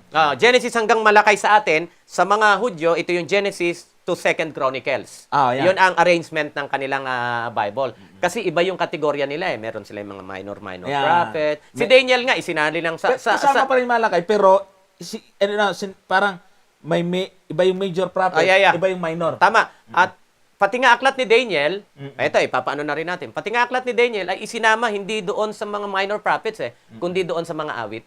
Oh. So, ang mahalaga, nandun pa rin siya saan? Sa tinatanggap ng mga aklat ng Tanakh sa buong Biblia nila. Yeah. So, wala namang problema. Ano nila yon? Kasi talaga namang pinag-aralan nila yan. Pinag-aralan nila na talaga namang ang Book of Esther ay katanggap-tanggap, natanggapin bilang salita ng Diyos kasama doon sa 39 books noong Old Testament. So, siguro for further information sa mga susunod na panahon ay pwede nating ano nga bang mga naging basihan, Brother Johnson? Siguro, minsan mag-educate din talaga tayo ng ating mga viewers dito. Mag-level up tayo. Mag-level up naman kung paano ba itong mga canonization na ito, ano ba yung kanilang mga standard, ano ba yung mga ginamit nilang pamantayan para tanggapin ang isang kasulatan. Kasi sabihin na natin, Brother Johnson, bakit ang aklat ng mga Kristiyano, ng mga Protestante na nagpapakilala kasama tayo doon, ay bakit 66 books lang tayo meron? Bakit iba ang Biblia ng mga Katoliko? Higit sa 66, Brother Johnson. Meron yung mga tinatawag, actually, sige, gamitin natin yung term na gustong gamitin, hindi yung kasi pag ginamit mo yung iba, hindi tanggap ng ating mga kapatid na Katoliko Bakit merong tinatawag na Deuteronomeo Canonico? Yung kanilang Biblia na hindi naman tanggap. Ano yung mga Deuteronomeo Canonico na mga libro? Sa mga hindi po nakakaalam, ito po yung aklat nila Maccabeos, ito yung aklat nila Tobit. Ayan po, Kung sa mga susunod sigurong pagkakataon ay pag-aaralan natin, bakit nga ba? Nasa iba naman, Brother Johnson, tinatawag ito na apocryphal writings. O kaya naman ay tinatawag dun mga pseudographic writings. Pag sinabi kasing pseudo, ibig sabihin, hindi siya totoo. So, hindi ito ginagamit na term ng ating mga kapatid na Katolik. Ang gusto nila ay Deuteronomeo Canonico. Ibig sabihin, ang ibig sabihin ng Deuteronomy, Brother Johnson, ay second. Ikalawa. Naalala mo, ang Exodus, papansin mo, maraming tala sa Exodus na halos sahwig sa Deuteronomy.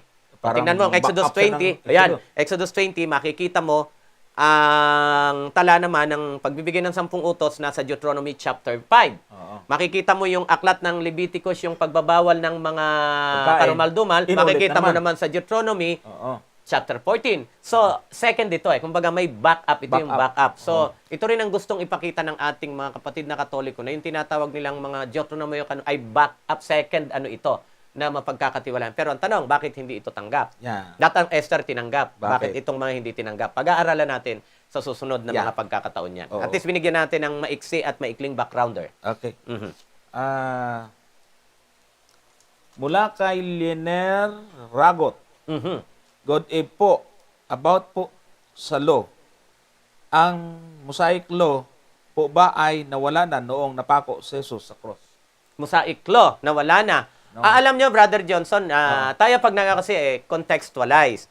Pag sinabi mo kasing Mosaic law, alin ba doon? Kasi ito ha. May babasahin tayo, Brother Johnson. Aha. Itong nasa 22. Dapat maintindihan Ngaintindihan mo na bago natin sa Mosaic law. Alin ang binabanggit mo rito Mosaic law? Kasi ang Mosaic law, sasabihin ko po sa inyo ay merong Mosaic law na tuloy pa rin ngayon. tuloy. Halimbawa, Okay. tingnan mo ha. Tingnan mo Sige ito. nga. Itong nasa 22, 36 hanggang 40. Sige po, anuhin nga natin. Sige nga, Brother Johnson. 22. Oo. 36 hanggang 40. Oo. Sige. Maganda Ayan yan. Ito ba, tatanggapin nyo ba itong wala na sa panahon natin ngayon? Sige nga, ano ba yan? Sabi dyan. I-plus natin sa screen. Yan, guro. Alin baga ang dakilang utos sa kautusan? Sige, Brother Johnson, May nagtanong pakibasa dyan. po. Oo. 37. At sinabi sa kanya, ibigin mo ang Panginoon mong Diyos ng buong puso mo at ng buong kaluluwa mo Mhm. at ang buong pag-iisip mo. Mhm. Ito ang dakila at pangunahing utos. Ayan. At ang pangalawang katulad ay ito. Mm. Ibigin mo ang inyong kapwa na gaya ng iyong sarili. Oo. Yan. Sa Etong, dalawang utos na ito ay Ayan. nauwi ang buong kautusan at ang mga propeta. Ayan. Ang sabi dun sa 37, pakibalik mo nga sa 37, Brother Johnson, ha? Kasi gusto kong ayan, Ang sabi dyan, At sinabi sa kanya, ibigin, mo ang Panginoon mong Diyos ng buong puso mo at ng buong kaluluwa mo at ng buong pag-iisip mo.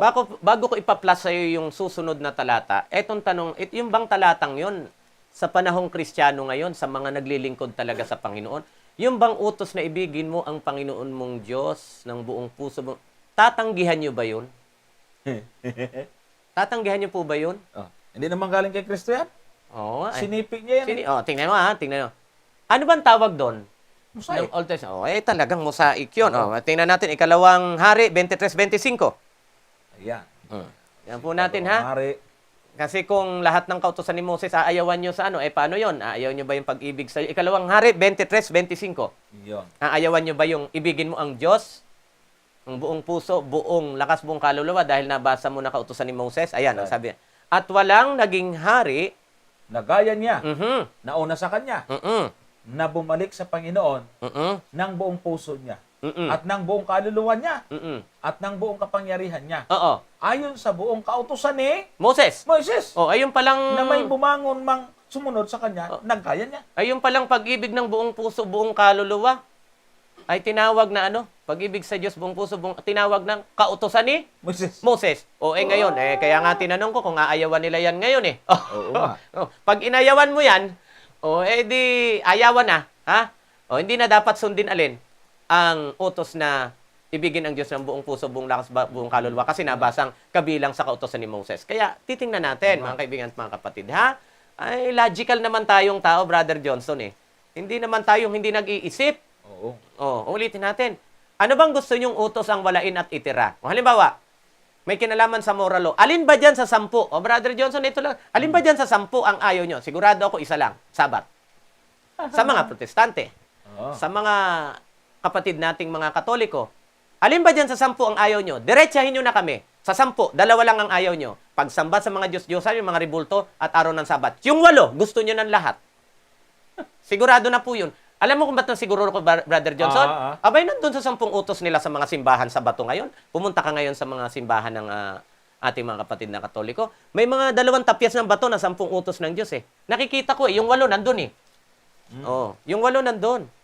Yung isa natanggal, yung isa pinalitan. Kaya sigurado ako, sa 10 utos, 8 gusto. Yung 2 lang ang merong problema, Brother Johnson. Kaya, wag na po tayong magpaligoy-ligoy. Wag na po tayong magpaligoy-ligoy. So, hindi porke kautosan ni Moses, ay hindi na natin dapat sundin. Piliin natin, ano ba yung kautusan ni Moses na hanggang sa ngayon ay talagang karapat-dapat at moral pang sundin sa ating panahon. Kasi pag nilahat na natin, ay para na tayong mga hayop na walang batas gubat na lang ang ating susundin. But anyway, kahit nga anya sa gubat may batas tayo pa kaya. Ayan. Okay, ito. Basahin ko rin to. Susog ko Sige. to, Brother Richard. Sige po. Ang ginagamit ng mga alagad sa New Testament sa panahon sa ni New Kristo. Testament. Ito, Gawa 28:23. Yan. At nang mataningan na nila siya ng isang araw, ay nagsiparoon ang lubhang marami sa kanyang tinutuluyan. Mm-mm. At sa kanila'y kanyang ipinaliwanag ang bagay Mm. na sinasaksihan ang kaharian ng Diyos. Mm-mm. At sila'y hinihikaya tungkol kay Jesus sa pamamagitan ng kautusan ni Mm. Moises. Yan. At gayon din naman sa pamamagitan ng mga propeta. No. Buhat sa umaga hanggang sa gabi. Mm. Ay, meron Kita mo? mga alagad pala sa Aklat ng Gawa. Ang pinangahikayat, kautusan ni Moises. Sa bagay kasi brother, sabi mo nga, binanggit natin kanina yung Bible ng mga Hudyo Oo. ay yun ngang tinatawag nating Pentateuch, lalong-lalo na yung Tinatawag na kautusan. kautusan ni Moses. Kaya dapat yun. maintindihan Oo. Kaya nasabi natin, dapat maintindihan natin ano bang pagkaunawa nyo sa Mosaic Law. Mm-mm. Kasi baka naman, Pag sinabi niyong buong libro, iyan na nga yung, Oo. maituturing nga yung Mosaic Law. kaya nga. Oo. Kaya dapat maintindihan natin yan. Oo. Yung pong mga kautusan ni Moises na dapat sundin, ito yung mga ceremonial law. No? Yung mga paghahandog. Kasi sabi nga natin ng mga nauna natin pagtalakay, Brother Richard, Oo. may tatlong kautusan sa ang mga Hudyo. Ceremonial, civil, at saka yung moral law. Ang moral law, universal yan. Yan ang ating sinusunod. Yung batas civil, yan Kanila ay sa yun. kanila yon. Di tayo. At saka yung ceremonial, natapos na yon. Oo. Yun ang nawala na doon sa cross, hindi yung 10 utos. Nagkakaisa naman tayo doon, Brother Oo. Johnson yung sa ceremonial na hindi na tayo. Kasi kung hindi kayo makikiisa, bakit hindi kayo naghahandog ng hayop pag nagkakasala kayo? Kita mo, tanggap naman din nila yon na talagang tanggal na Oo. Pero sasabihin yung lahat, Mm. kumilala pa kayo sa Diyos. Wala na pala kayong utos na susundi. Galing kaya sa kanya yon. Tinawag lang naman na, eto, technically, Brother Johnson, sinabi lang yung kautusan ni Moses, pero tanong, saan ba galing yung mga kautusan ni Moses? Yun. That's yun eh. Lahat yung galing sa Diyos. Walang galing sa sarili niya. Mm. Verde, nan. Ba, Mhm. pinaghiwalay pa. Halaga naman. Tanong ko po, Mhm. simpleng member lang ako ng SDA at nag-Bible study sa katrabaho ko tungkol sa 10 utos at Sabat. Pero hanggang ngayon ay nagsimba pa rin siya ng linggo. Nalulungkot lang po ako. Mahina po ba akong miyembro? Mga kapatid, huwag kang malungkot. Hindi ka ibig sabihin mahina kasi meron ngang si Kristo nga nangaral. Ba, pinapako pa sa krus. Mahina ba siya? Mhm. Oh. Nasa ano yan? Nasa tao. Kung ayaw talaga sumunod. Huwag kang masyadong magdamdam. Alam mo, hindi natin kayang control. Yung Diyos nga, hindi nga napilit yung taong ayaw sumunod. Tama. O tayo, huwag kang, ang importante na gawa mo ang iyong dapat gawin, ay hindi man siya maniwala, di hayaan mo siya. Nabasa ko dito habang nababasa ko, Paning Soliano, paano masusunod ang utos ayon sa Biblia? Ang sabi dito, maganda yan. sabi dito, paano, 3:18, mumuntikong mga anak, unong Juan. Sige, bantay. 3:18. Sige po, ha? Unang Juan. Unong Juan 3:18. Ang sabi dito, mga kaibigan at mga kapatid, ay ganito. Mas magandang hintayin natin na ma-i-plus the screen. Mumuntikong mga anak, huwag tayong magsiibig ng salita ni ng dilaman kundi ng gawa at katotohanan. Yan. Sa 5:3, kung ating papansinin, ang sabi dito ay ganito. Sapagkat, sige nga po, hintayin natin ha. Ayan. Yan. Sapagkat Ito, ito ang pag-ibig sa Diyos na ating tuparin ang kanyang mga utos. At ang kanyang mga utos ay hindi mabibigat. ang utos ng Diyos, kailangan daw nating tuparin. Ang kanyang utos ay hindi mabibigat. Ang sabi doon sa binasa natin kaninang una, sundin natin ang utos, hindi ayon sa ngawa. Wag lang sa salita, kundi saan? Kundi sa gawa. Kaya, eto, kung tatanungin, ano? Nako, babalik na naman tayo nito. Ano yung mga utos na dapat sundin? Ngayon, alam na natin kung paano sundin, ha? Kasi ang tanong, paano? Sundin natin ng ng may pagmamahal. Kasi yun ang sabi. At ito ang pag-ibig sa Diyos. Nasundin natin ang kanyang mga utos at ang kanyang mga utos ay hindi mabibigat. Imposible ito, bagamat aaminin natin, imposible ito sa sarili mong kakayanan. Pero ang sabi ni Kristo, kung kayo'y nakakabit sa akin, kayo'y magbubunga. Kung kayo'y hiwalay sa akin, wala kayong magagawa. Pero lahat may kaposiblihan. Philippians 4:13, lahat ng bagay ay magagawa natin doon sa nagpapalakas sa atin. Sa English, I can do all things through Christ. Ang gusto kong idiin dito, yung accent dito, hindi yung I can do all things, kundi ang gusto kong idiin dito, I can do all things through Christ, who is strengthening me. Na kay Kristo ang ating lakas. Kaya nasusunod natin ito. Yan. Idadagdag ko pa ito kasi may mga tao talagang ayaw sa utos. Parang mabigat na bigat sa kanila kahit sinabing hindi naman mabigat. O ito, sikreto para masunod natin, kapatid na paning. Masipag tong sumubaybay sa atin. Ito, basahin natin. Roma 13:8. Sabi po ay ganito. Screen. Yan. Huwag kayong magkautang ng anumpaman sa kanino man.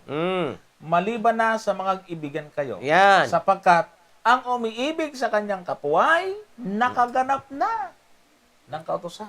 Yan. Ang sikreto, kapatid na paning, ay pag-ibig. Tama. Pag sinabi mong hindi mo masunod ang kautusan, parang sinabi mong wala kang pag-ibig. Ayan. Dagdagan pa natin ang pag-ibig. Sige. Juan 13:33 hanggang 34. 13:33. Sige. Hanggang 34. Sige. Ito nakalagay. Sabi diyan. Isang bagong utos ang sa inyo ibinibigay ko, na kayo'y mag-ibigan sa isa't isa, na kung paanong inibig ko kayo, ay mag-ibigan naman kayo sa isa't isa. Ayun. So talaga namang pag-ibig pala talaga ang Pag-ibig ang katuparan. magiging susi Oo. para Pag-ibig ang katuparan ng kautusan, kapatid. Alam mo, kahit na napakagaan ng utos, kung wala kang pag-ibig, ay, totoo yun. mabigat. Totoo yun. Oh, Ang nararamdaman ko. yung bata utusan mo, kuha mo ng isang basong tubig, nako, pagkatamad. Ibigat na bigat. Karanasan ko yung Brother Johnson eh. Pero doon sa pumunta ako ng probinsya, Brother Richard, Oo. bata, ang liit, nako, pasan-pasan yung malaking container, nakangiti. Naku, kasi Kasi gusto niya. karanasan ko yan. Uh-huh. Paglutuin mo na ako, wag mong paghugasin ng plato. Sa tuwing magugas ng plato, sama ng loob, laging may nababasag eh. Kasi, magaan lang naman magugas. Oo nga. Kaya lang, dahil sa sama ng loob, may napapahamak. Pero nung ginagawa ko na nang wala sa man loob, nako, wala nabasag kahit isa, Brother Johnson. Kasi magaan eh. May pagmamahal ko ng ginagawa. Ganon din. Ganon. Huwag tayo. Ang akala kasi ng mga tao, yung utos, ibinigay, tapos hindi lang din susundin. Nako, inutos pa yun. ka pa. Di ba? Alam mo, nakakainis ako, magulang, Brother Johnson. Minsan sasabihin ko sa mga anak ko, gawin nyo nga ito, tapos ako, sabi, ano ba naman ito? Ako na nagutos, ako pa rin ang susunod. Ito mo, hirap. Mahirap anyang sundin yan. Ay, Kaya, naintindihan ng Diyos na mahirap sundin. Parang lumalabas na ganito. Kasalanan patuloy ng Diyos. Kung hindi natin masunod, ang nga. utos, ginawa niya, utos tapos hindi masunod ng tao. wala makakasunod. Tapos makakasala tayo. Kasalanan niya yun. Oo. Ba't niya umibigay siya ng utos Pero na kayang sundin? Alam mo, Hindi ganon. Brother Johnson, Katamaran na lang yun eh. tatanggapin naman siguro ng tao na mas matinong di hamak ang utak ng Diyos kaysa sa atin eh. Oo. Natanggap? Sabi ng, kung kayo nga masasamang magulang, alam nyo kung anong mabuting bagay na dapat ibigay nyo sa inyong mga anak. Ang Diyos pa? O kaya, ako, Brother Johnson, magulang ako ng 4 na anak. Alam niyo yung mga batang yan, hindi naman inilabas at siya ng asawa ko ng malalaki na lahat. Dumaan talaga sila sa proseso mula pag... At alam ko yung mga bagay na iuutos ko sa kanila na kaya nila't hindi. Tingnan mo, nung ang aking bunso, si Dingding, ay nasa 4 na taon, abay, hindi ko pinaguhugas ng plato yan. Ay nahayaan ko yung 3. Pero nung umidad ng 8, grade 2, grade 3, ay hinahayaan ko na kahit alam ko na kasing makakaya niya eh. Yeah. Pero doon naku, hindi papayag. Masamang magulang pa tayo niyan, Brother Johnson.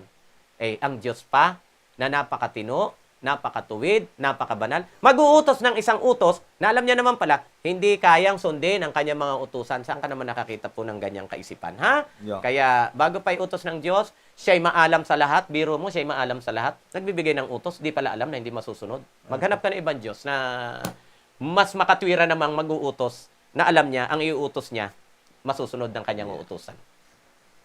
Mula kay Red Reuben, Mhm. matanong ko lang, sir, kung anong oras everyday mag-live kayo. May nakasubaybay po dito sa labas ng bansa. Mhm.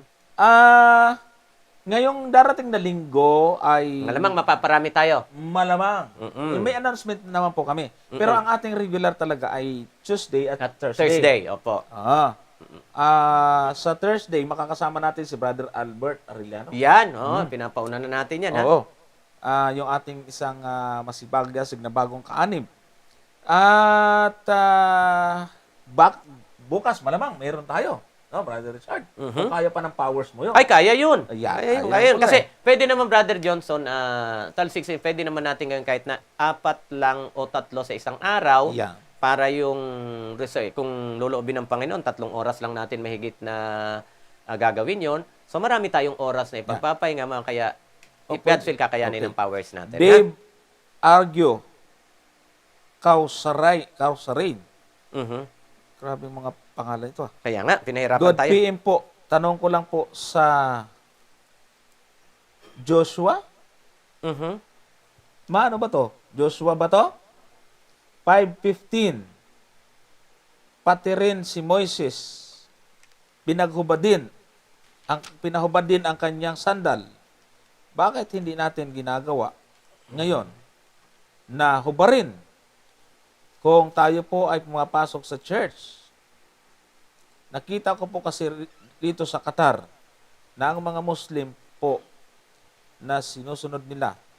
Salamat po at God bless. Okay. Maganda nga naman, ano? Mm-mm. Oo.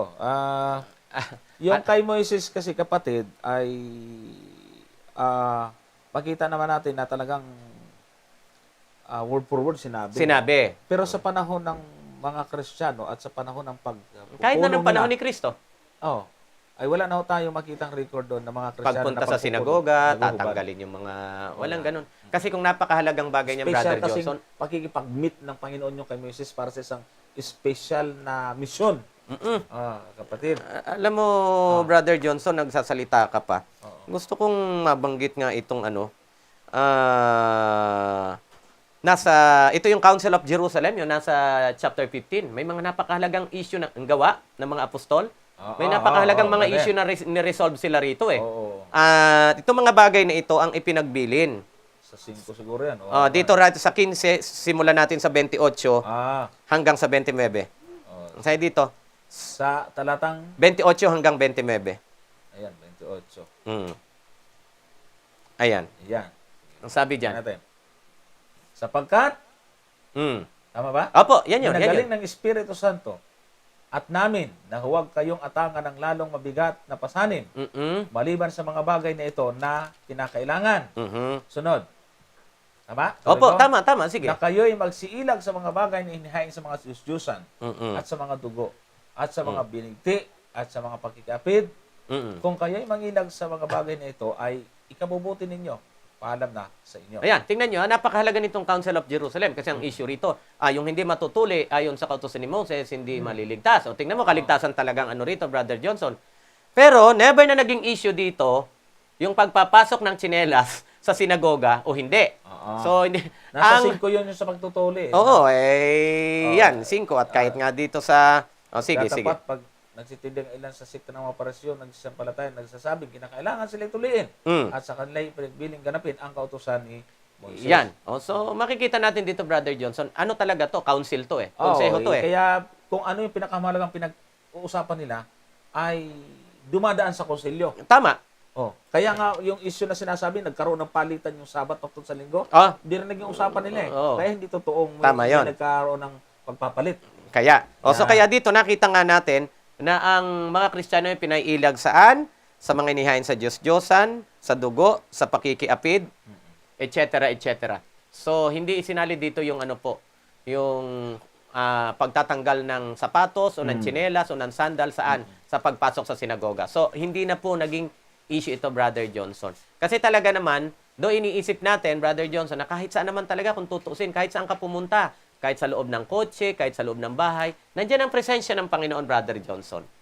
So, ang atin ang mas pangunahin ay, sabi nga, yung pagtutuli, ang mas binigyan din ni Pablo, kung dapat yung pagtutuli, hindi na lang yung sa laman ang ating dapat pagdiinan, kundi yung pagtutuli sa puso. Yeah. Ibig sabihin, Brother John, yun talaga yung puso natin na bago. Yung puso natin ay nahikayat, na-convert mula sa dating pagkatao patungo sa panibagong pagkatao. So, yun po ang ating masasabi kayo. Wala pong problema kung ang ating mga simbahan ay pumapasok tayo na may mga sapatos o may mga tsinelas. Ayan. Okay. Okay, wala ka na bang nakita diyang tanong? Ay, Tingnan natin. ayan, sige, Magbabati sige. siguro tayo ng iba. Sige. Oo, conclusion daw. Ang conclusion na? Tingnan nga na. sige, Sa muling bakit pagkabuhay po ba, meron? ang dati pong mag-asawa ay may alaala pa ba ng dati nilang pagsasama kung parehong naligtas? Mga kapatid, kung alaala, masisiguro natin meron. Pero yung pagsasama uli doon, sinabi ni Kristo, di ba, sa pagkabuhay na mag-uli, tayo ay makagiging katulad na ng mga anghel. Yun ang sabi ng ating Panginoong Kristo. Ano ho? At wala naman akong anghel na alam na nag-aasawahan. So, doon po sa pagkabuhay na mag-uli, ay nakikita ko po, lalong-lalo na pagpunta natin po sa langit at alam naman natin na pag-aralan natin yun ng mga nakaraang paksa na dadalhin tayo ng Panginoon saan? Doon sa langit, ay hindi po yun ang magiging priority. Kundi yun talagang makakasama natin ang ating Panginoon. Saan? Doon sa langit na bayan. Ngayon, kung pagdating sa langit, Brother Johnson, nakilala mo yung asawa mo, magre-request ka sa Panginoon, personal mo ng request sa Panginoon yun. Ha? Pero generally speaking, Brother Johnson, ay wala pong sinasabi, kasi may pag-aasawahan pa ba doon, na nasusulat. Kung alaala, nasisiguro ko meron, Brother Johnson. Meron. Tatandaan natin yun. Matatandaan. Okay. Sa huli po ay mura kayong Cram Leonardo Itibol. Isa pa pong tanong, mga bro, may napanood akong isang programa, sabi po niya, ang parurusahan lang daw po na kumakain ng baboy ay ang mga Israel at di daw po ang mga Kristiyano. Kasi nga, nasa grasya na daw po tayo. Basta, daw tinatanggap ng may pagpapasalamat. Ano po ang komento nyo sa paliwanag ng mga ngaral na ito? Salamat po. God bless po. So, lumalabas, pag nasa ilalim ka ng grasya, pwede kang kumain ng baboy. Disgrasya yun. Okay. Ang tanong lang natin ganito, yung bang mga Israelita sa panahon ng sila'y naglalakbay sa ilang, wala ba sila sa ilalim ng grasya? Ay, yun ang hindi alam ng iba. May biyaya ba sa lumang tipan? Abay na ba? May biyaya sa... Yun pa lang kay Noe, may biyaya na. Oo. Ano ba ibig kasi sabihin ng biyaya? Oo. Nako, mga kaibigan at mga kapatid. Ha? Speaking of biyaya, biyaya. Akala natin kasi sa Old Testament lang meron ganun. Akala nila sa New Testament lang may biyaya. 6:8 ng Genesis, meron eh. Oo, sige. Yan na nga. Yan na nga. Oo. Si Oh, Noe. yan. Ito, tinan nyo. Sige. 6:8 ng Genesis. Mm-mm. Sabi ganito. Sige, Brother Johnson. Ayan. Datapat si Noe. Screen. Datapat si Noe ay nakasumpong ng biyaya sa mga mata ng Panginoon. Kita mo? Old Testament pa lang yan. Noe pa lang. At saka ako'y naniniwala talagang may biyaya noon pa. Kasi sabi sa Tito 2.13, Brother Johnson, Tito 2.11. 2.11. I-plus natin sa screen, ha? Sabi ko dyan ay ganito. Ayan. Dapat what? Sinuwe? Sapagkat napakita ang biyaya ng Diyos na may dalang kaligtasan sa lahat ng tao. Kaya hindi porke sa biyaya na wala na yung baboy. Kaya parang ganito. Brother Johnson. Noon, kung kailan walang biyaya ang Diyos, bawal ang baboy. Ngayon tuloy may biyaya ang Diyos. Pwede na ang baboy. Lalong napasama. Pero ang tawag naman nila doon sa baboy, biyaya din naman. Grabe. Alin ba talaga? Madidisgrasya. Ang tanong kasi ni Brother Mark ay, ano ang komento? Ay, madidisgrasya tayo pagka doon lagi tayong manunod at hindi tayo magsusuri, mga kapatid. Kasi, sabi doon yung narinig ang parurusahan na kumakain ng baboy ay mga Israelita. Ay hindi naman sila matatakaw sa baboy. Itong mga nangangaral ng matakaw sa baboy eh. May kumakain sa kanila pero hindi naman marami. Oo. Oh, ano sabi Patago ng pa Isayas? yun. Oh. Ano sabi ng Isayas? Ito mga hayag na hayag kong tingnan kumain natin eh. to, si Oh. 66. Kung sino tong mga paparusahan na ito. Kung Oh. mga Hudyo ba ito. Yun nga. Oh, basahin natin yung this is 15 Oo. at hanggang Yung 17. Oh, sapagkat narito ang Panginoon ay darating na may apoy at ang kanyang bakit ganoon? Ayaw lumabas sa screen. Ayan, Yan. At mahina. Sapagkat narito ang Panginoon ay darating na may apoy at ang kanyang mga karo ay magiging parang ipo-ipo upang igawad ang kanyang galit na may kapusukan at ang kanyang saway na may ningas ng apoy. Sapagkat sa pamamagitan ng apoy magkipagpunyagi ang Panginoon at sa pamamagitan ng kanyang tabak. ay, hindi sa mga Hudyo. Sa lahat ng mga Tao. Hindi Tao. naman Hudyo lang eh. Oo. at ang mapapatay ng Panginoon ay magiging marami. Silang nang nagpapakabanal at nagpapakalinis, nagsisiparon sa halamanan, sa likuran ng isa sa gitna, nagsisikain ng laman ng baboy, Yun. at ng kasuklang-suklam at ng daga. Sila'y darating sa isang wakas na magkakasama sabi ng Panginoon. Ituloy natin ang 18. Sige. Sapagkat kilala ko ang kanilang mga gawa at ang kanilang mga pag-iisip, ang panahon ay dumarating na aking pipisanin ang lahat na bansa at mga may iba't ibang wika. May kapampangan dyan. Ay, sigurado. Oo. Lahat. Yung Bisaya Damay pati din. mga taga-Apali, taga-Kalum. Ayan. Oo nga. At sila'y magsisiparoon at makikita ang aking kalwalhatian. Lahat pala ng bansa. Ba't Israel lang? Eh, baka sabihin, hindi karamay ang taga-Apalit. Ay, madidisgrasya talaga. Oo. Talagang, Pabati daw, Ruby Rodriguez at parents niya, Sir Edward. Ba, special talaga to ha. Pasalubong. Yan. So, mga kapatid, marami pa tayong pagsasama-sama sa mga susunod. Hanggang dito na po muna, mga kapatid. Tilang, magpasalamat muna tayo, Brother Richard. Tingnan mo, pasalamat. May, yun na. mo nga yung Tumampoy Sosan, sabi dito, maraming salamat sa lahat ng mga salita ng Diyos. Na lubos kong naunawaan ang inyong mga paliwanag. Lalo na doon sa araw ng Sabat. God bless po. Wow. So, Sister Judith Palomaria, thank you. Ikaw ay yan. Itong Sister Judith, sa Brother Richard, napaka-supportive nito. opo. Ako yung nararamdaman ko, nakakatuwa kasi siya, napipilit na siyang bumili ng t-shirt para lang magkapera. Alam niyo yung mga tinitinda namin t-shirt dati? Yun ay isang malaking part ng isang camera. Talagang pinagsikapan po namin yung mag-print para makabili. Kaya nga, no? Kaya, Grabe. Samantalang kong pagkakataon, yung mga nagtiwala po sa amin na nagbigay ng pera, sa akin ha. Opo. Si Brother Richard kasi, nung time na yun, laging wala. Ay, nakabuo po tayo ng gamit. Yung pong pinagkitiwala niyo sa akin, naging gamit po lahat yun. Salamat po ng marami sa inyo. Amen. Salamat Gusto niyo po. tulungan ang pag-aralan natin, sana wag kayong madala. Gusto po namin palawakin ito. Gusto natin naman marami ang mga ngaral. Mas gusto natin bigyan ng pagkakataon ng ibang mga layman na makapag-share ng kanilang talent. Mga kapatid, thank you po sa inyong pagtitiwala. Sana ay wag po itong mawawala.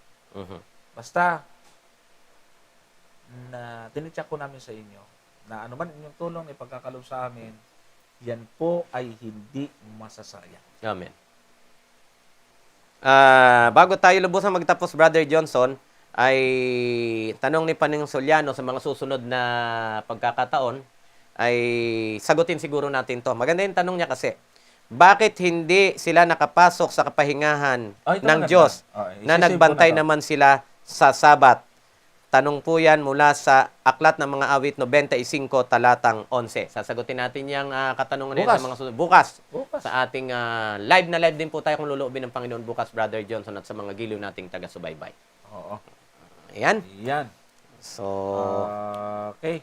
So yung ibang mga hindi namin nabati, si Ate Nunata ay laging nakasubaybay yon. Okay, sige, save ko lang tong mga tanong na ito. Ating isasama sa prayer yung si Brother Dong at ganon din si Sister Zeni Salapari. bago magkano ay Sister Joy Martinez. O, Oo nga. binabati natin, Ano Sister lang, Joy. mhm. Oo. May tanong kasi siya tungkol sa ikapo, kaya lang tapos na tayo. Sige lang, bukas yan. Ayan. Oo. Sherwin Salibad, Mhm. Lance Andalion. Salamat. Sabi niya, Sister Joy, Ray Bantiki, oh, Oy, Dave Aske, mm. Kausarin. Yan po. Gusto kong i-acknowledge itong message sa atin ni Brother Atmir Miranda. Brother Johnson, Brother Richard, ako yung nagtanong sa inyo kung may masasambahan dito sa Alhasa Hopop KSA. Nakita ko na po at Yun. naka-attend na po ako. Oh, yan, Sama sabi niyo ko. kami sa panalangin niyo. May problema sa employer namin. 1 year na po kaming walang sahod. Salamat po. God bless. So, sige po. Oo, tutulungan So, ka ng praise mga God. kapatid dyan. Sana. Mhm. Tumampo, Jesusa. Maraming salamat sa lahat ng mga salita ng Diyos. Ayun, apo. Mga lubos kong naunawaan ang inyong mga paliwanag, lalo na doon sa araw ng... Ayun, nabasa ko na yan. Opo, opo. Oo, read. Ayan. Reuben, sir, tanong ko lang, Ay, marami dito. Review natin to dito. Merong mga, ano dito? Arnie Pahotagana. Pahilag Mago. Then, salamat sa panonood. Sister Amy Perez. Wala ngayon si Sister Gloria Paz.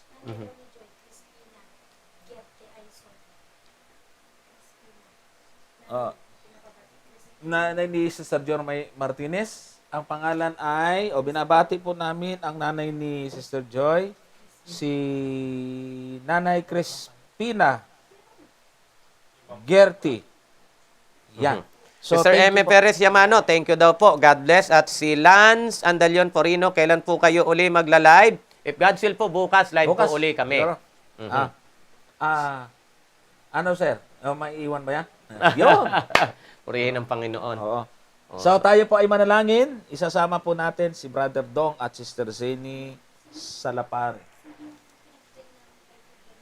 Yung minasa mo Ito yan. si Brother, isama natin si Brother Artmir Miranda. Artmir Miranda. Tayo po ay manalangin, mga kapatid. Apo. Dakilang Diyos, amang banal na makapangyarihan sa lahat. Salamat po sa inyong kabutihan. Nakapaglingkod muli kami sa inyong mga kapatid. Alam namin na nakapagbigay kami ng kaluguran sa kanila, kaaliwan sa maitan ng inyong salita. Opo. Napakabuti niyo, Panginoon. Ginagamit po ninyo ang aming munting kaalaman upang magpasigla sa aming mga kapatid na nasa iba't ibang lugar. Amen. Ang aming dalangin, patuloy po kaming gabayan, Panginoon. Sure. At dinadalangin po namin to si kapatid na Miranda Opo. sa kanyang kalagayan sa ibang bansa kung saan ay meron silang problema sa kanilang employer. Yeah. Panginoon, kung paano po ninyo iniingatan ang aming bawat isa sa amin na po iparamdam din sa aming kapatid na ito.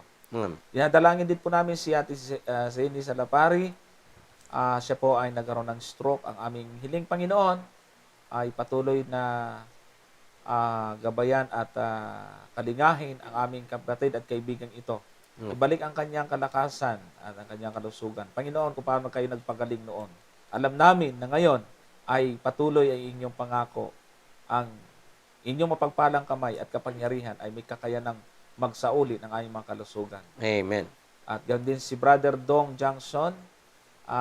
Panginoon, kung ano man ang kanyang kalagayan ngayon, aming kapatid na ito na napakasigla, ang aming hiling nawa po ay magkaroon ng kapayapaan sa kanyang puso. Mawala po ang kanyang nervous breakdown, magkaroon ng mapayapang pag-iisip, Opo. at magkaroon ng relax na damdamin sa araw-araw. At sa Amen. ganon, ay magawa na po niya uli ang kanya pong mga dapat na gawin sa Amen. kanyang pamilya. Panginoon, maaaring mayroong mga kapatid at taga-subaybay kami na hindi nakapagpadala ng kanilang mga request. Subalit kayo na Diyos na makapangyarihan, ay alam po namin at naniniwala kami na kayo nakakabasa ng puso at isipan ng bawat isa. Opo. Kung ano po ang pangangailangan ng mga kapatid kaibigan, kayo po nawa na ang pumuno. Sure. At ganoon din po ang aming pong programang ito ay tulungan patuloy na magkaroon ng mga tao maging katuwang namin sa pagsasayang papawid. Opo. Sapagkat nalalapit ng panahon na ito ay mapapanood na sa iba't ibang cable, iba't ibang network. Ang aming pong dalangin ay nawa makumpleto na ang mga kagamitan na dapat po naming pasakamay upang mas mapalawak pa po namin ang gawain. Po. Patawarin po kami sa mga pagkakasala at pagkukulang. Okay. Ito ang aming dalangin at hiling sa pangalan ng aming tagapagligtas, ang aming Panginoong Hesus. Amen. Amen. Salamat po ulit sa inyong patuloy na pagsubaybay, mga kapatid at mga kaibigan, hanggang sa pagbabalik ng programang Pag-aralan natin. God bless us all.